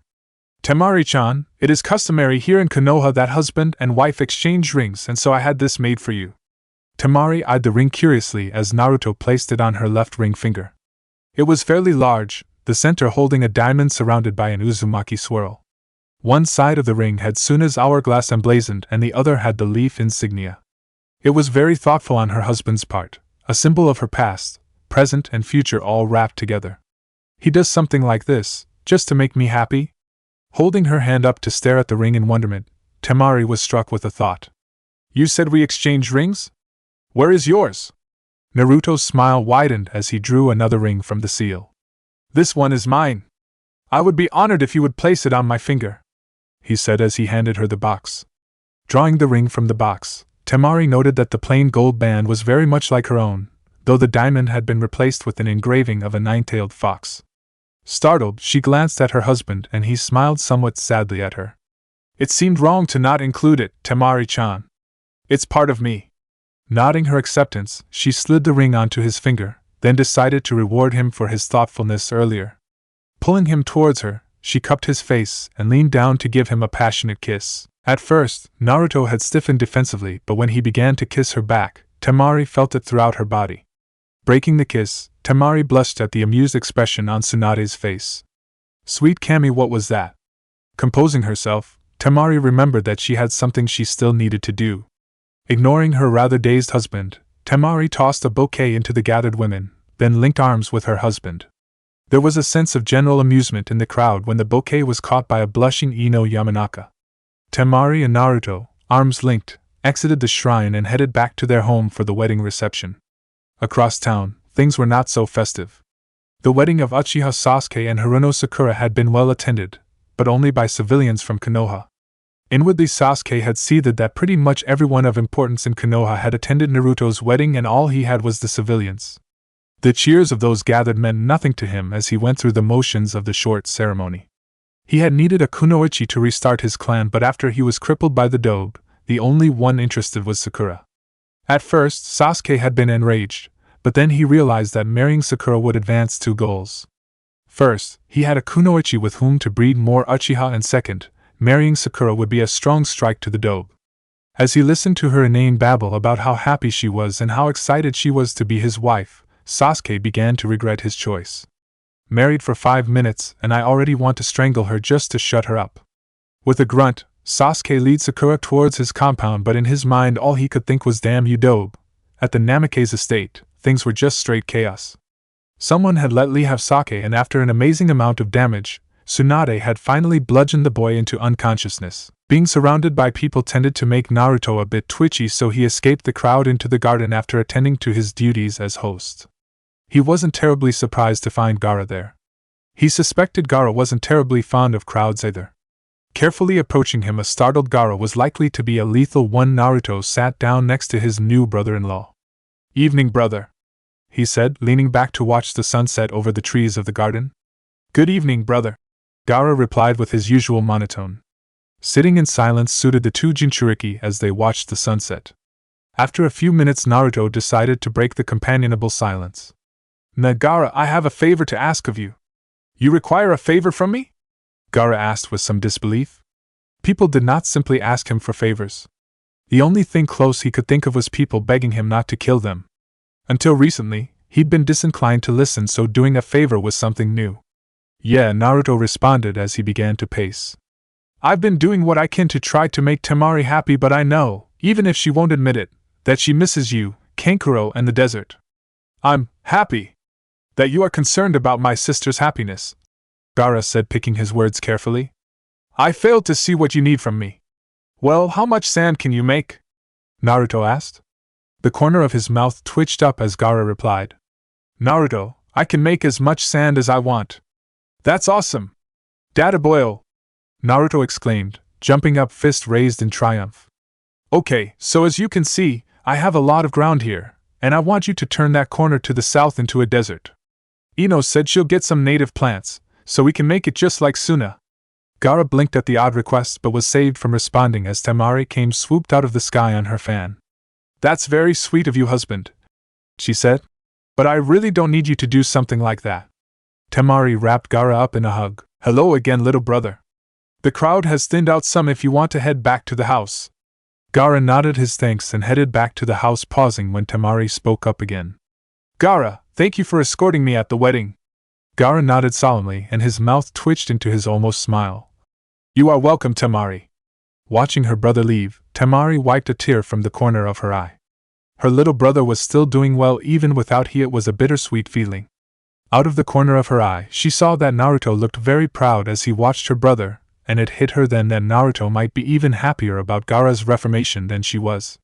The insight told her that Naruto had viewed Gaara as a brother even before the marriage. That's not a bad thing either, she thought.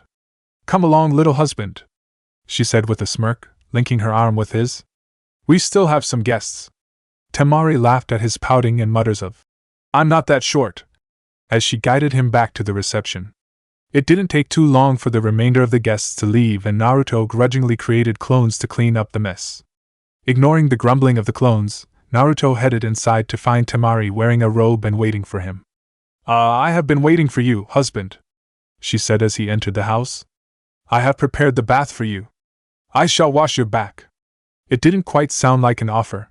Naruto eyed Temari warily, fairly certain she had gone crazy. That's fine, Temari-chan, but I can wash myself, you know. Temari felt her eye twitching in irritation. Okay, that's obviously not gonna work, she said, her irritation at her husband's dense nature boiling over as said husband inched towards the stairs. Naruto, it's our wedding night. Yeah, and that means what? Naruto asked curiously. Taking a deep breath, and throttling back some of the temper she was infamous for, Temari smiled sweetly at him. Naruto, it's our wedding night. Yes, I know that. I'm not getting why you're stressing it though. Oh, for Kami's sake, Naruto, did you, or did you not get the talk from Tsunade-sama a week ago? Blushing, Naruto stared at his feet. Yeah, but what does that have to do with anything? Temari glared at her husband. You know, if I didn't know for a fact that this isn't an act, I would kill you painfully. Taking a deep breath, Temari decided that it was best to stop dancing around the subject. Naruto, on the wedding night, the wedding is consummated.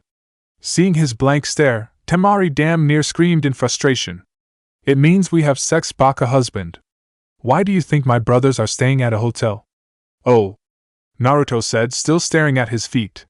That's okay, you don't have to, Temari-chan. I know you don't really want to. Sighing, Temari palmed her face. It's not that simple, Naruto-kun. Our marriage isn't really considered valid until it's consummated, which means we really don't have a choice tonight. Noting the rather frightened look on her husband's face, Temari forced herself to smile at him. Alright, look, go wash up and then go to your room. I'll take care of this, okay? Alright, Temari-chan. Naruto mumbled as he headed to the bathroom to clean up. Watching him go, Temari had to resist the urge to tear her top ponytails out in sheer frustration. This was not a problem she had ever considered, not that she had ever really thought about it really. Alright, so he is like a much nicer version of Gaara. It's not that he doesn't want me, I could see that in his eyes, but… that's it, he's scared. So how do I get him to relax? It would be so much easier to just forget about this, but questions will be asked, and I don't think he could lie about this in a believable manner. TCH, how troublesome. Oh, I did not just think that.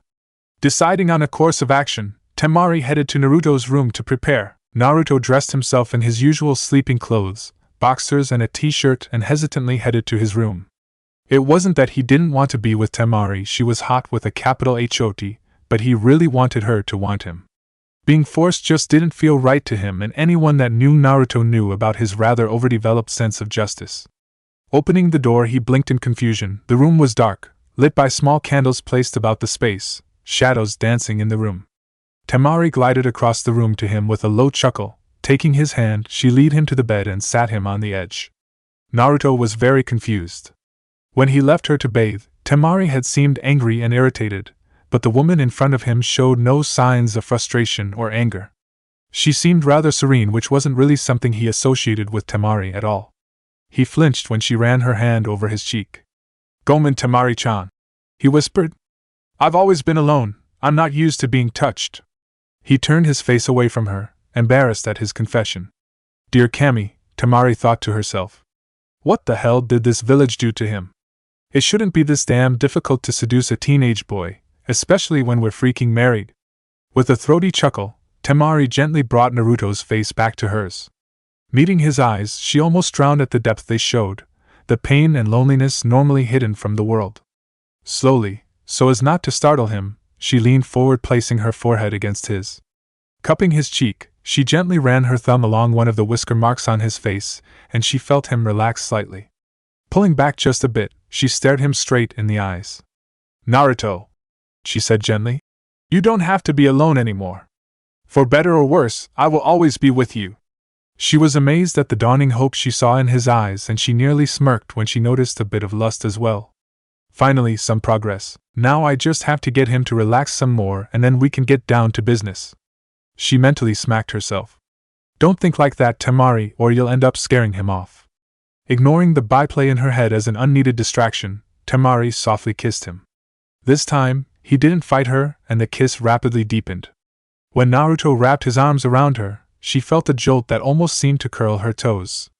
Breaking off, she panted, out of breath. "Kami-sama, what was that?"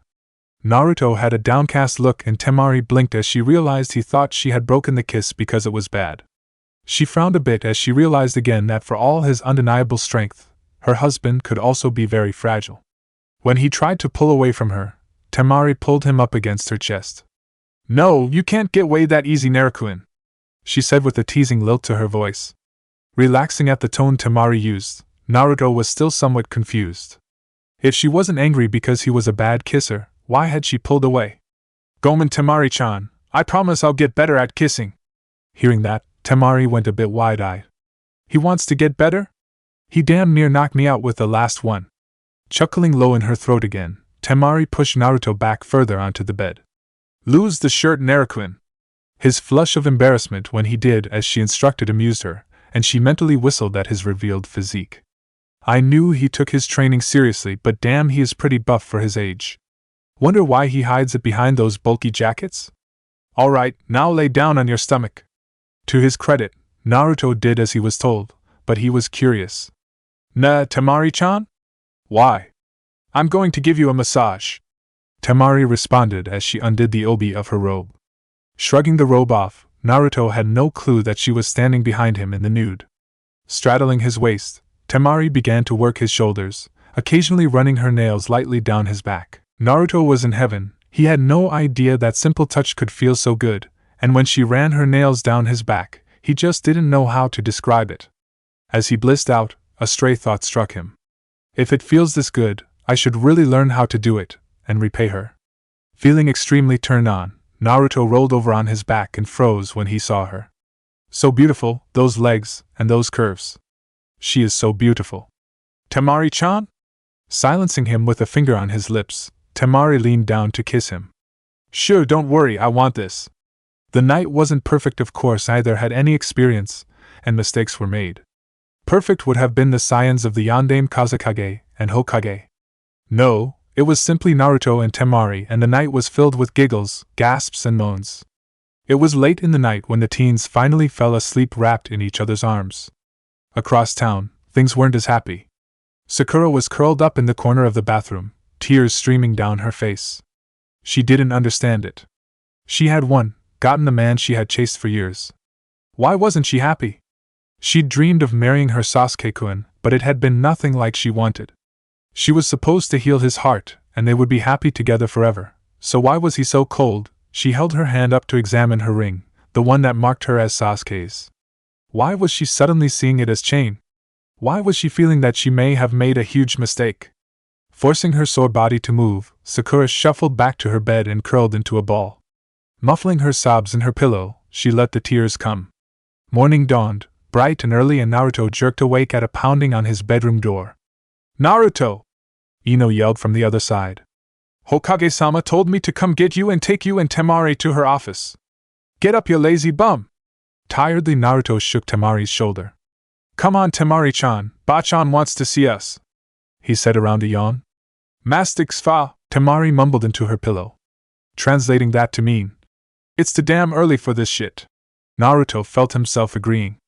Ino pounded on the door again, and Naruto casually asked Temari if she thought there was somewhere on the grounds they could hide Ino's body. Not getting a response, Naruto noticed Temari had fallen back asleep. Oh, how I wish I could, he thought blearily. When Ino pounded on the door and yelled again, Naruto stalked over and threw the door open. All right already, he yelled at the suddenly pink-faced Kunoichi. Naruto found himself further irritated as Ino just stood there growing redder. What? Blushing, Ino couldn't say anything, just pointed down, and Naruto realized it was somewhat drafty.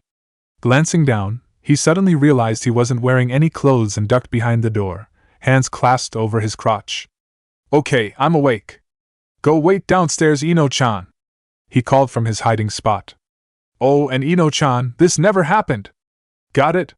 Squeaking a bit in response, Ino darted downstairs to wait, face still flaming. Quickly getting dressed, Naruto headed downstairs and brewed Temari her morning tea. He figured that she was going to need it if he wanted to see her get out of bed anytime soon. Ignoring Ino, who was sitting in the living room staring off into space, Naruto loaded several breakfast items on a tray with the tea and went to wake his wife, again. Temari woke to the smell of raspberry tea and the feel of a soft kiss on the crown of her head. Groggily looking up, she saw a tray with breakfast and Naruto stirring sugar into a mug of tea. Good morning, Temari-chan, he said. Ba-chan wants us in her office. She sent Ino to get us, so I brought you breakfast. Smiling brightly, he picked up her robe and placed it near her on the bed. I'm going to go get finished getting ready for the day. Meet you downstairs? Stretching out with a yawn, Temari nodded her agreement. Getting up from the bed, she slid her robe on and stretched to work out the sum of the kinks. She was fairly sore from the night's activities, but she'd had training sessions leave her in far worse shape, so she wasn't really worried. Idly, she noticed from the corner of her eye that Naruto was sort of staring off dreamily, and the trickle of blood from his nose made her realize she had more or less flashed him when she got out of bed. Oh well, at least I know he finds me attractive. Sighing, she lightly whacked him on the head to get his attention. All right, I'm up. Go do whatever it is you need to do and I'll meet you downstairs when I'm ready. Watching him more or less skip out the door, Temari rubbed her temples with another sigh. He's a good guy, but no one should have that much energy in the morning. Downstairs waiting for Temari, Naruto was amusing himself by seeing how close he could get to the spacing out Ino before she noticed. So far, he had managed to get almost to where he could reach out and touch her, but he smirked as an idea struck him. Cupping his hands around his mouth, he yelled, "Good morning, Ino-chan!" He laughed when the startled girl fell off the chair she was sitting on, but gulped when she stood up flushed with rage. "That's not funny, Naruto Baka!" The blonde screeched, first raised to smack him. The blow never landed as Temari arrived in time to catch the punch. "TSK flower girl," Temari said with her usual smirk. "You can't hit my husband." Hearing this, Naruto childishly stuck his tongue out at Ino. "That's my job." Temari continued, rolling her eyes as she whacked the back of Naruto's head. Rubbing his head, Naruto whined, "Temari-chan, that hurt!" Temari rolled her eyes again while Ino giggled at the two. "Good, it was supposed to." Naruto was about to reply when Ino cut in. "Not that this isn't amusing, but if I don't get you two to Tsunade-sama's office soon, she is gonna kill me." Nodding, Naruto offered his arm to Temari and was somewhat surprised when she accepted and linked arms with him. Odd, I didn't think she liked to show affection in public. Oh well, I'm not gonna complain. As they followed Ino out into the village proper, Naruto noticed Temari was walking stiffly with a slight limp. Leaning closer to her, he whispered, Temari-chan? Are you alright?" Whispering back, Temari reassured him. "I'm fine, Naruto, just a little sore from last night." Noticing the flash of sadness on his face, Temari was quick to interject. "No, don't blame yourself for this. I promise you that you did nothing wrong. This is just what happens, okay?" Naruto searched her face, but seeing nothing but the truth of her words, he forced himself to smile. She might be right, and it was just what happened, but he still wasn't happy he had hurt his Temari-chan. My Temari-chan, huh? I guess she is. The rest of the trip passed quickly, Temari and Naruto chatting pleasantly as they strolled arm in arm behind Ino. Entering the Hokage's office, Naruto and Temari both dropped into cautious stances when they saw Sasuke and Sakura were already there. Trading concerned glances, Temari slid back slightly to allow her a better angle to watch her husband's back. She wasn't truly expecting a fight, but it never hurt to be prepared. Naruto was examining his former teammates, and not liking what he saw. Sasuke stood stiffly wearing a dark blue kimono, Uchiha fan emblazoned on the back. His left arm, the one Naruto had blown off, was held in a sling under the kimono, making the formal robe seem slightly off, like it didn't quite fit. Naruto wasn't sure exactly how bad the damage his explosive clone had caused to Sasuke other than the arm, but the scars on his face had permanently taken the pretty boy title from him. What really struck Naruto was the visible hatred Sasuke showed when he caught sight of Naruto. Looking into his former friend's eyes, Naruto could see Sasuke's desire to kill him. Figures the team would blame me for what happened, Naruto thought bitterly while keeping a bland expression on his face. Keeping that fixed expression became much harder when he glanced at Sakura. She was dressed to match her husband, same dark kimono and crest, but unlike Sasuke, who was actively glaring at everyone in the room, Sakura seemed to be trying to sink into her kimono and disappear. Naruto caught her gazing sadly at Temari, and his blood boiled when he saw the unhappiness in her face. Realizing that he would not be able to do anything, Naruto briefly turned back to face his wife. Temari blinked when Naruto turned to face her and let her see his emotions. After a month together, she was fairly good at reading him, and she could see how much the Pinky's unhappiness made him angry. Still, she was rather proud of him when he visibly bottled it up and resumed his poker face. He knows he can't do or say anything now, but I suspect I haven't heard the last of this. I don't like her. She makes us kunoichi look like useless cheerleaders. But no one should look that unhappy the day after their wedding. Temari wasn't exactly an emotional woman, but even she couldn't help but feel at least some sympathy for Sakura. Finishing the document she was working on, Tsunade looked up and read the currents in the room. Fantastic, she thought sarcastically. The Uchiha wants to kill Naruto. Pinky looks like someone killed her puppy, and Naruto looks like he wants to murder Sasuke right back. Knowing him, probably over how Sakura is acting. Still, at least one of these two couples looks solid. Naruto and Temari are standing rather close to each other. Thinking on that, a wide smile that scared the crap out of Naruto spread across her face as she mentally rubbed her hands in glee. Muhaha, I wonder how long it will be till I have blonde grandbabies. Mentally shifting gears, Tsunade stood and addressed the boys in front of her. As you are aware, with your marriages, you are both now considered the heads of your respective clans. Both nodded in response, and Tsunade continued. I've called you here today to inform you of that and to take you to your first council meeting. For an open session like today, the respective clan heads will have their heirs attending, so you will see some familiar faces. Since either of you have children of age, your wives will sit in as heirs. Again both boys nodded, and Tsunade was actually fairly disturbed that Naruto hadn't spoken. It was odd. Very well, Uchiha, you and your wife may head to the council room. I need to speak briefly with the Uzumaki family regarding unrelated business. With a curt bow, Sasuke stalked from the room, followed by Sakura. As the doors closed, Tsunade turned to the boy she considered her more or less adopted son. Talk, she commanded. Gomen Bachan. Naruto sighed. I was having a hard time not punching the team, so I thought I should just stay quiet. Raising an eyebrow, Tsunade considered her words carefully. Naruto, I know what was making you upset, but I shouldn't have to remind you that you're married now, and so is Sakura. You can't still chase after her. Waving his hands defensively, Naruto uttered a denial. No, you got it wrong, Bachan. I know that, and I'm not still chasing her. It's hard to explain, but when I saw how unhappy she was, I was just really mad. Temari stepped up and entered the conversation. Hokage-sama, I've talked to my husband about this before, and I think I might be able to explain a bit better than him. Naruto is a person that defends what's precious to him with all that he is, and I think he has sort of shifted Sakura out of a romantic category and into more of a sister-type role. So when he saw her looking so upset, it was more like a protective brother than a prospective lover. Tsunade drummed her fingers on the desk as she considered that it did make sense, and as she noticed earlier, Temari and Naruto were standing far closer together than strictly necessary. She allowed a smirk onto her face. So, how was the wedding night? Bachan? Palming her face at Naruto's outburst, Temari replied. It went well, Hokage-sama. the treaty obligations were taken care of without issue. She couldn't finish his sentence without blushing, though. Ignoring the knowing grin on Tsunade's face, and the muttered curses about evil old hags from her husband, Temari felt it was a good idea to change the subject.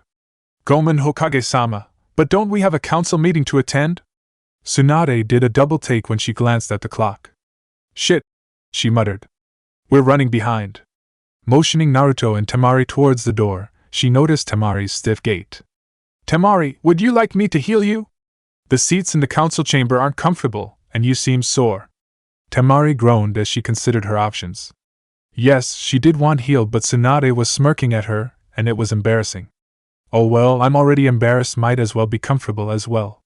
Thank you for your generous offer, Hokage-sama, I would appreciate it, she managed to say fairly levelly.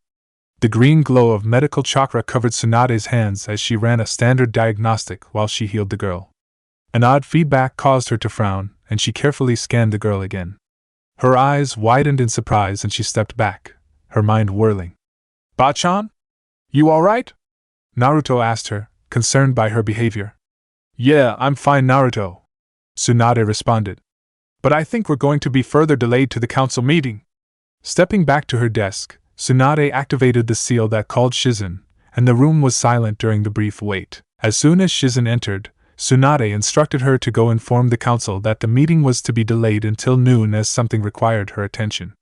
As Shizen left to carry out her instructions, Tsunade waked back to Naruto and Temari. Alright, you two, we're headed to the hospital.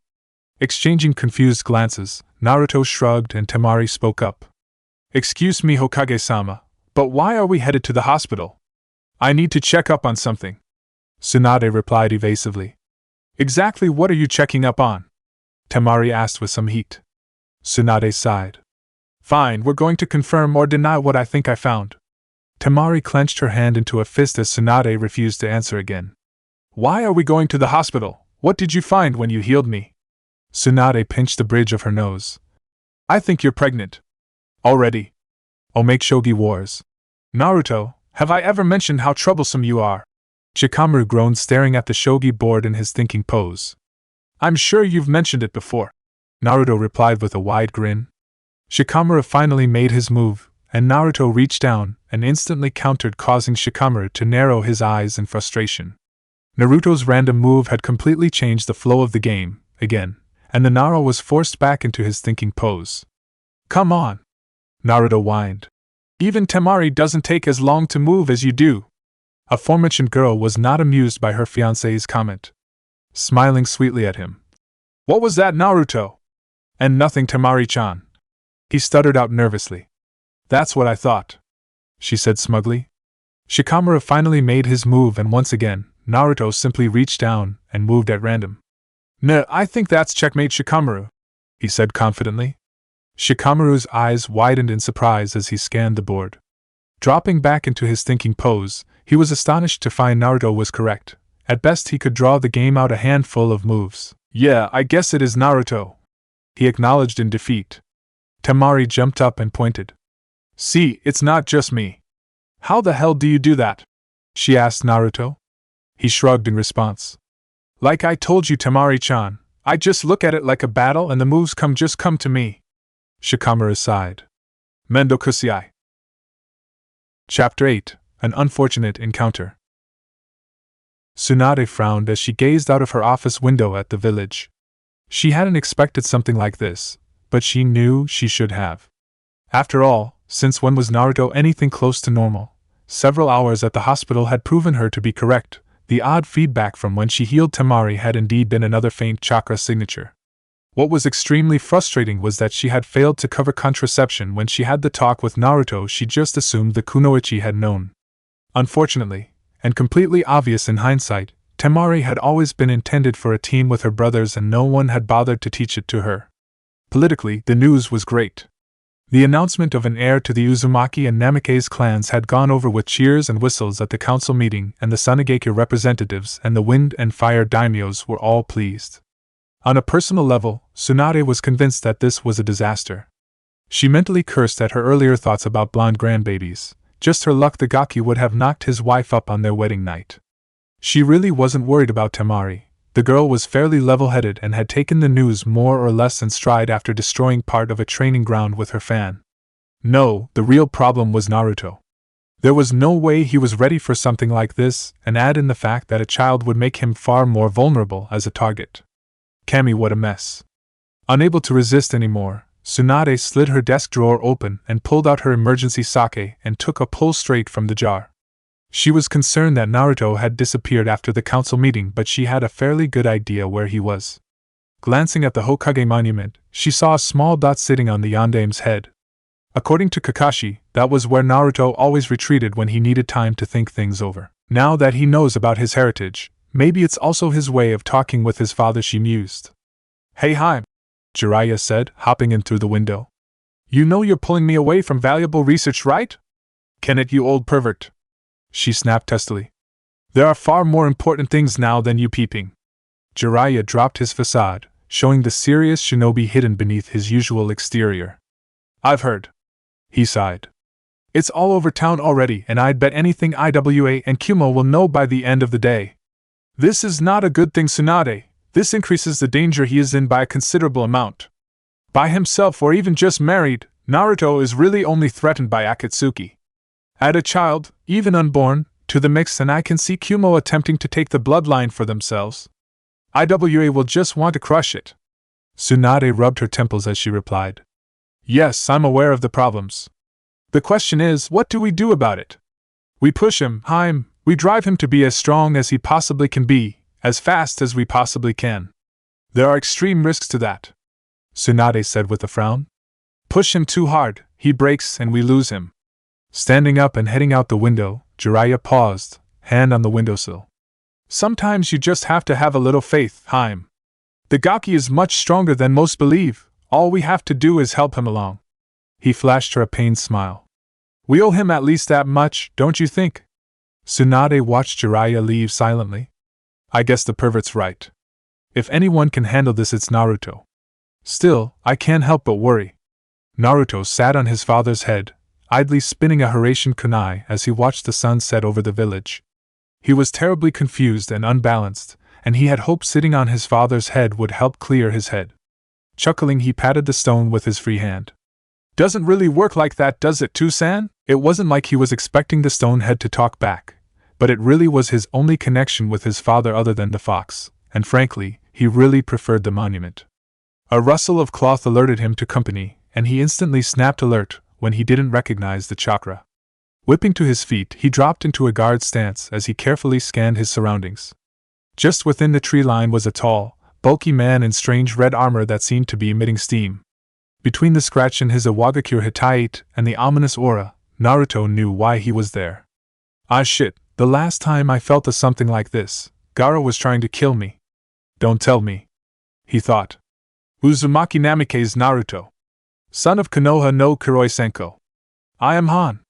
The man's voice was impossibly deep for someone his size. For the crimes of your clan, you shall die. The man charged forward with a punch that shattered the kunai Naruto tried to parry with. Staring briefly at the shattered kunai, Naruto realized that he was in serious trouble. The power it would take to simply break a Hiraishin kunai was considerable, and this man had just shattered one. Why is it always me? He thought bitterly as he hurriedly evaded the furious onslaught. Flipping back to gain some space, Naruto released his gravity seals and formed the sign for his favorite technique. Tajikage Bunshin no Jutsu. Han paused as his target suddenly multiplied. The Namikaze Brat's technique was impressive, but he simply began popping clones as they charged. He was forced to use his steam to shield himself when the brat somehow combined wind and fire jutsu to send a firestorm at him. Naruto observed with narrowed eyes as Han deflected his clones' combined Gakakyu and Daitapa with what appeared to be steam. What the hell? Steam?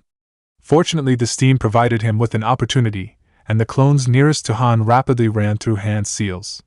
Suetun Surin no Jutsu, the clones called out, condensing the steam into the water prison Zabuza had used against Kakashi in Wave. Seeing Han trapped, several clones charged and slammed Raisengans into the man. Shit! Mud clone! Naruto swore when the trapped figure dissolved. Releasing the water prison, Naruto and his clones carefully searched their surroundings.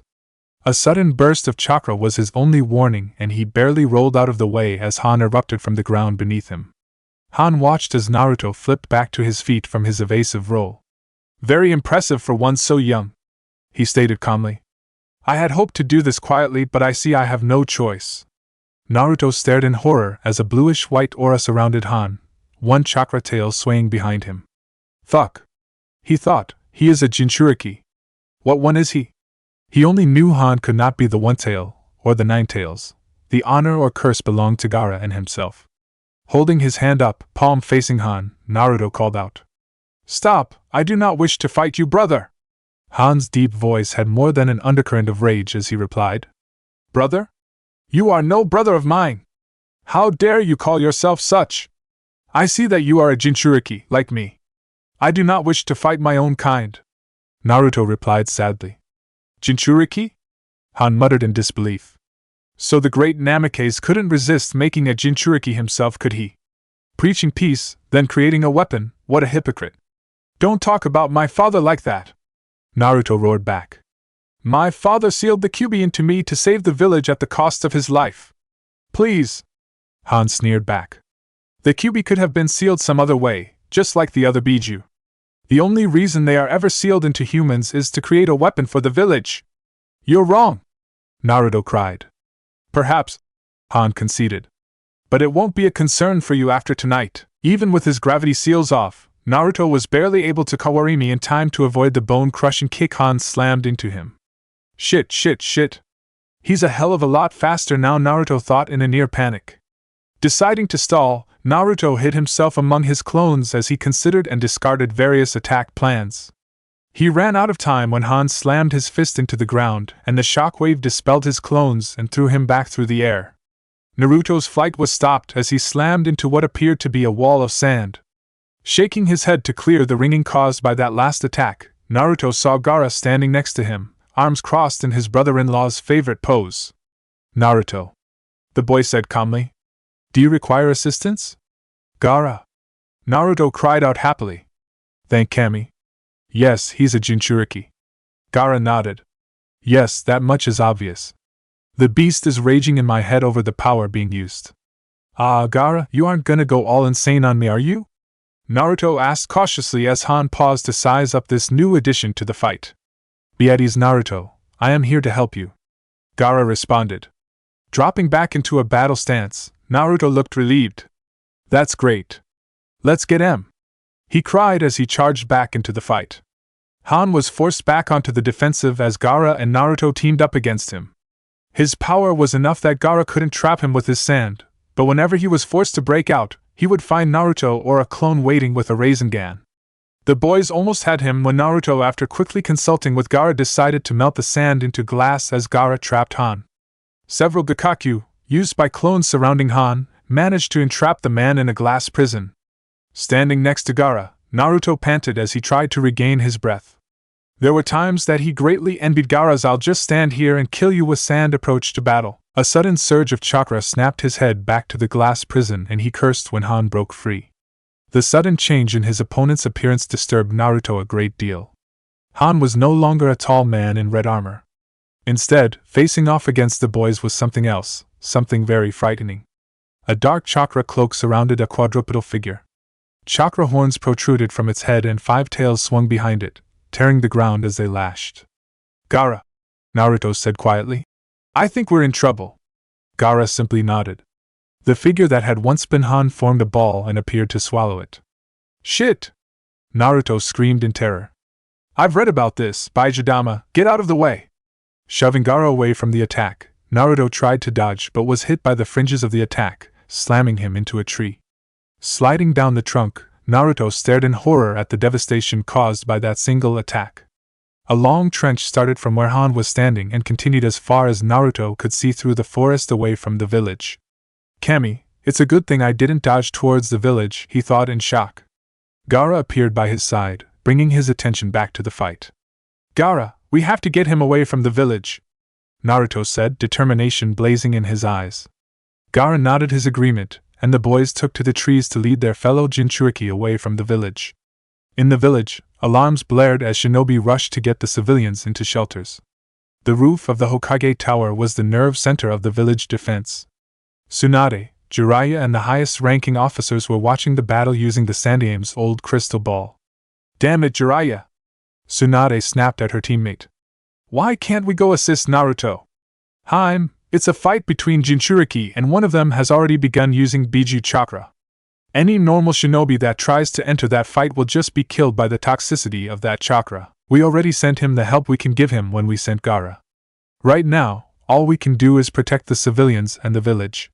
Jiraiya didn't look pleased with his own words. He was worried that Tsunade might hit him and being dispelled would alert Tsunade that Jiraiya wasn't actually there. The orders to protect the village and stay out of the fight were ignored by a certain blonde kunoichi. Gripping her fan tightly, Temari hurried to assist her brother and her husband. There was simply no way she was going to let her family fight without her. Naruto and Gaara stopped when they reached a clearing filled with sand. Looking around, Naruto shot Gaara an amused glance. "Well, this seems familiar." "Yes, quite an ironic place to fight." Gaara replied with the usual small twitch of his mouth showing his own amusement. "Yeah, well, I'm just glad you're on my side this time," Naruto said, getting his game face back on as Han arrived at the far end of the clearing. Gaara nodded as the boys observed the further change in Han's appearance. Sometime during the chase, Han had fully manifested and facing the boys was the full form of the gobi. It resembled some sort of horse with an odd elongated head, horns randomly jutting from it. 5 tails swung wildly behind it, and it seemed to glare with malevolence at Naruto. "So, you can turn into a giant sand thing, and he can turn into that horse thing. Am I the only Jinchuriki that can't or something?" Naruto whined at Gaara. "Naruto," Gaara said calmly. "Whine later, fight now." Yeah, it just seems so unfair," Naruto complained. "Can you go full form and stay sane?" "Yes, Shikaku is not released unless I use the false sleep jutsu." "Alright, I think you had better do that. I'll summon Gamabunta." Biting his thumb and channeling as much chakra as he could, Naruto slammed his hand down. Kuchiyos no Jutsu. The large plume of smoke cleared to reveal Naruto standing on Gamabunta's head. "Jiraiya, why have you summoned me?" the humongous toad yelled. "Boss!" Naruto called to him. "Erosenin didn't call you." "I did." Rolling his eye up, Bunta puffed his pipe. "Naruto? Why have you summoned me?" Pointing at the gobi, Naruto yelled impatiently. "Mostly cause that thing is trying to kill me." Gamabunta eyed the gobi, and did a quick double take when Gaara in his full Shikaku form moved to his side. Gripping his blade, Gamabunta made to draw it, and drive it through the sand but was stopped by Naruto. "No boss, Gaara is with us this time." "Is that so? You always find such interesting fights, Gaki." Gaara's voice boomed from his sand construct. "Naruto, I will move to occupy him, you and your summon find an appropriate time to strike." "Gotcha, Gaara!" Naruto called as he moved to engage the gobi. "You got any ideas, boss, cause I've hit this guy with pretty much everything I've got so far. We could try a collaboration technique. Do you know any fire jutsu?" Gamabunta asked as he dove forward attempting to strike with his tanto. "Yeah," Naruto yelled. "I know Gakakyu." "Will that work?" Jumping back as Gaara physically grappled with the gobi, Gamabunta responded. "That should be perfect. When I use my jutsu, you need to light the oil with your fire. Gaara, get clear!" As Gaara backed off, Gamabunta spewed a stream of oil as Naruto created a fireball. "Katan, Gakakyu no Jutsu." Using the full seals and calling the jutsu allowed Naruto to create a much larger fireball than usual. It ignited the oil stream, creating a jet of flame that struck the gobi dead center. Naruto's shout of triumph was cut short when a tail came flying out of the smoke. Gamabunta managed to deflect the blow from Naruto, but took the hit in his shoulder. "Boss, you okay?" Naruto yelled worriedly as Gaara moved back in to occupy the gobi. "I'll be fine, Gaki," Gamabunta boomed back. "But I need to return and heal." Grabbing Naruto with his tongue, Gamabunta placed Naruto on the ground then dispelled. Not one to say out of a fight, Naruto bounded up to stand on Gaara's Shikaku form. "Gaara, you got any ideas, cause I can't seem to hurt this thing?" Naruto called from his new perch. Gaara emerged from the sand next to Naruto. "I can bring out Shikaku," he offered. Naruto stared at Gaara in disbelief. "I would really prefer not to. We may not have much choice. A Biju may be the only option. Gaara, Shikaku possibly hates me even more than he hates you. Let's call that a last resort." I have an idea. Buy me some time. What do you plan to do? Gaara questioned, launching more sand shuriken at the gobi. I'm going to talk to the fox. Naruto responded as he sat down on the sand. Rushing through the sewer, Naruto quickly arrived at the Kyuubi's prison. Rattling the bars, Naruto yelled, "Oi, fox, wake up!" Well, hello, warden. The fox sneered at him. I assume you're here for your rent? Look, I don't have time to fight with you. Naruto yelled back at the fox. I assume you know what's happening? The fox snorted. Of course I do, mortal. You got yourself into a fight with the gobi, and now you need my help because you are a pathetic fool of a mortal. Gritting his teeth, Naruto banged his forehead on the bars. Yeah, that sounds about right, you egotistical team of a fox. Now, can you help or are you really that worthless? He sneered back. Silence, you fool! The fox roared back. It is not my doing that has landed us in this mess, but I suppose I cannot have that five-tailed freak claim victory over me. You may have your chakra, now leave! A wave of red chakra shoved Naruto back out of his mind. Opening his eyes, Naruto was seeing red, quite literally. Glancing behind him, he noticed a red chakra tail bubbling and his hands appeared to be claws. Jumping off Gaara, Naruto began to claw and rip his way around the forelegs of the gobi in an almost berserker-like state. Unlike earlier wounds that healed instantly, the damage Naruto was inflicting with his claws stayed open and seemed to bleed chakra. Elated at finally being able to harm his foe, Naruto charged a Rasengan and slammed it into the leg in front of him. He was rewarded when the leg buckled and the gobi screamed in pain. Gaara, always a combat pragmatist, immediately enclosed the limb in sand and crushed it. A sadistic smile crossed his face as he and Naruto gained the upper hand in the fight. It seemed he could always find a good fight with Naruto around. Back in the village, a small crowd that had gathered around the viewing orb cheered as the boys began to take charge of the fight. Most of the jonin watching the fight had been extremely worried when Naruto and Gaara couldn't seem to make damage stick to the Biju. They could feel the chakra flares from the fight clearly even at this distance, and most were amazed at the power being used. There had been concern when Naruto manifested a chakra tail. A fight involving a Biju certainly brought back memories of the Kyuubi attack even 13 years later. It was obvious from his actions that the boy was in control, which greatly reduced those fears.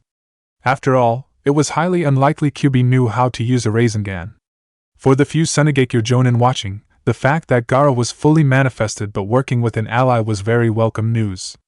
Many in Sunigakure had been highly suspicious when Gaara returned from the failed invasion and began trying to work his way through the shinobi ranks. The drop in body count was welcome, but many were very cautious in believing Gaara had truly reformed. The current battle was proof that Gaara had indeed changed, and several prominent Sunigakure jonin began to consider the currently empty Kazekage position thoughtfully. Having finished one of the gobi's legs, Naruto and Gaara focused on the other foreleg. If they could cripple it, the fight was more or less done. Naruto, excited and running on the Kyuubi's bloodlust, mistakenly moved into a position where the gobi could swipe at him with its tails. He was saved from a great deal of pain when a sudden wind slammed into the attacking tail, driving it back. Glancing over, Naruto saw Temari standing in a tree near the edge of the clearing, her fan held ready. His wife was obviously frightened. Two fully manifested Biju and another chakra-cloaked Jinchuriki were the stuff of nightmares for normal shinobi. A long-range fighter, Temari was obviously not going to get in close, but she was still here, fighting with her family. Back in Konoha, Tsunade was cursing the fool girl. She was going to get herself killed and then the shit would well and truly hit the fan. News of her pregnancy had already spread. If she died, a war with Sunigakure was all but unavoidable, and to that end, they had allies in Kumogakure and Iwagakure. On a personal level, Tsunade liked the girl, and couldn't imagine what her death would do to Naruto. For the first time in many years, Tsunade found herself praying to whatever deities might be listening for the girl's safety. Please, just stay alive, all three of you, she pleaded in her mind. Confident Temari had his back, Naruto dived back into the fight. The gobi had wised up and wasn't allowing him time for more than quick hit and run slashes at its leg. Several times, Naruto had close calls, saved by timely attacks from his wife hidden back in the trees. Seeing Naruto stalemated, Gaara moved in on the gobi's opposite side, forcing the Biju to divide its attention. The gobi still had enough power to deflect Gaara's attacks, but it couldn't afford to ignore him.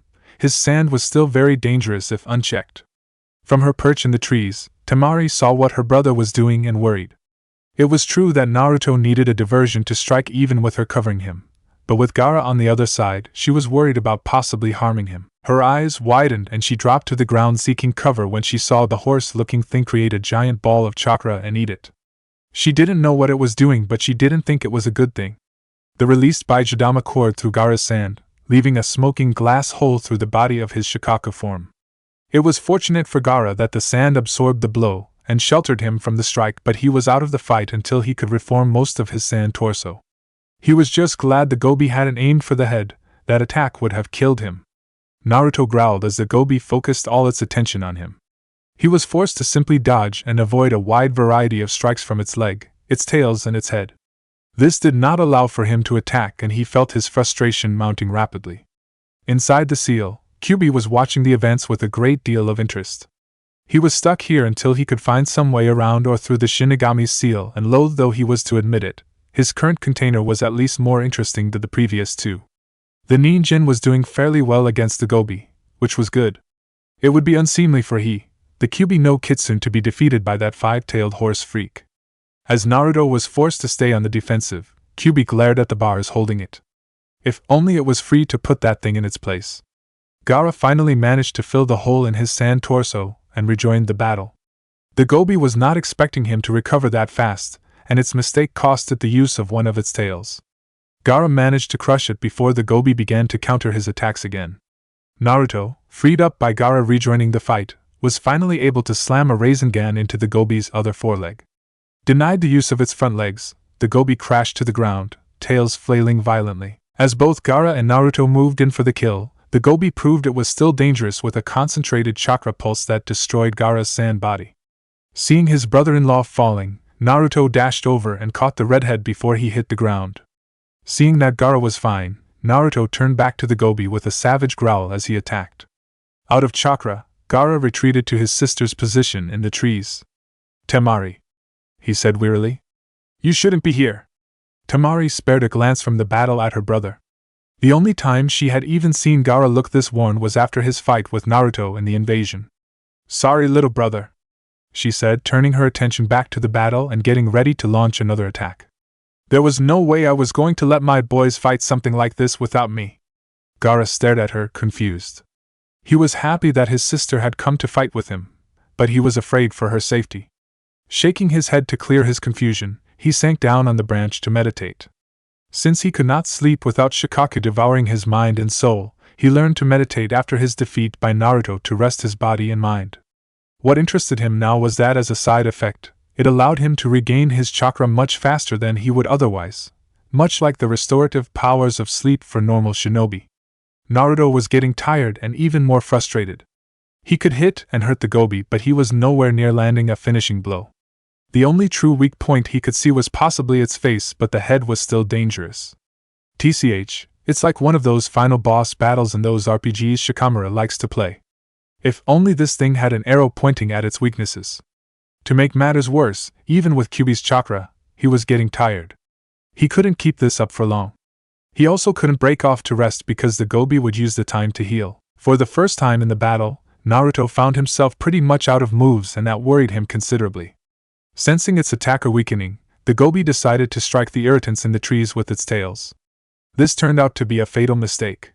Seeing the tails lash towards his wife and brother-in-law, Naruto in his anger drew forth far more of the Kyuubi's chakra.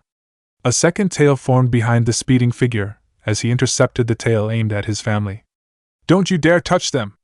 he roared as he tore the tail completely off the Gobi. Using the extra power, Naruto overcharged a Rasengan with the Kyuubi's chakra, and moving so fast he was a crimson blur slammed it through the Gobi's chest. Screaming in pain, Han was forced out of his fully manifested form and driven to his knees. Clutching weakly at the ground, he began to laugh bitterly at his defeat by children. Standing over him, Naruto began to form a Rasengan to finish Han when his chakra cloak dropped. Without Kyuubi's chakra boosting him, Naruto fell straight onto his face in front of Han.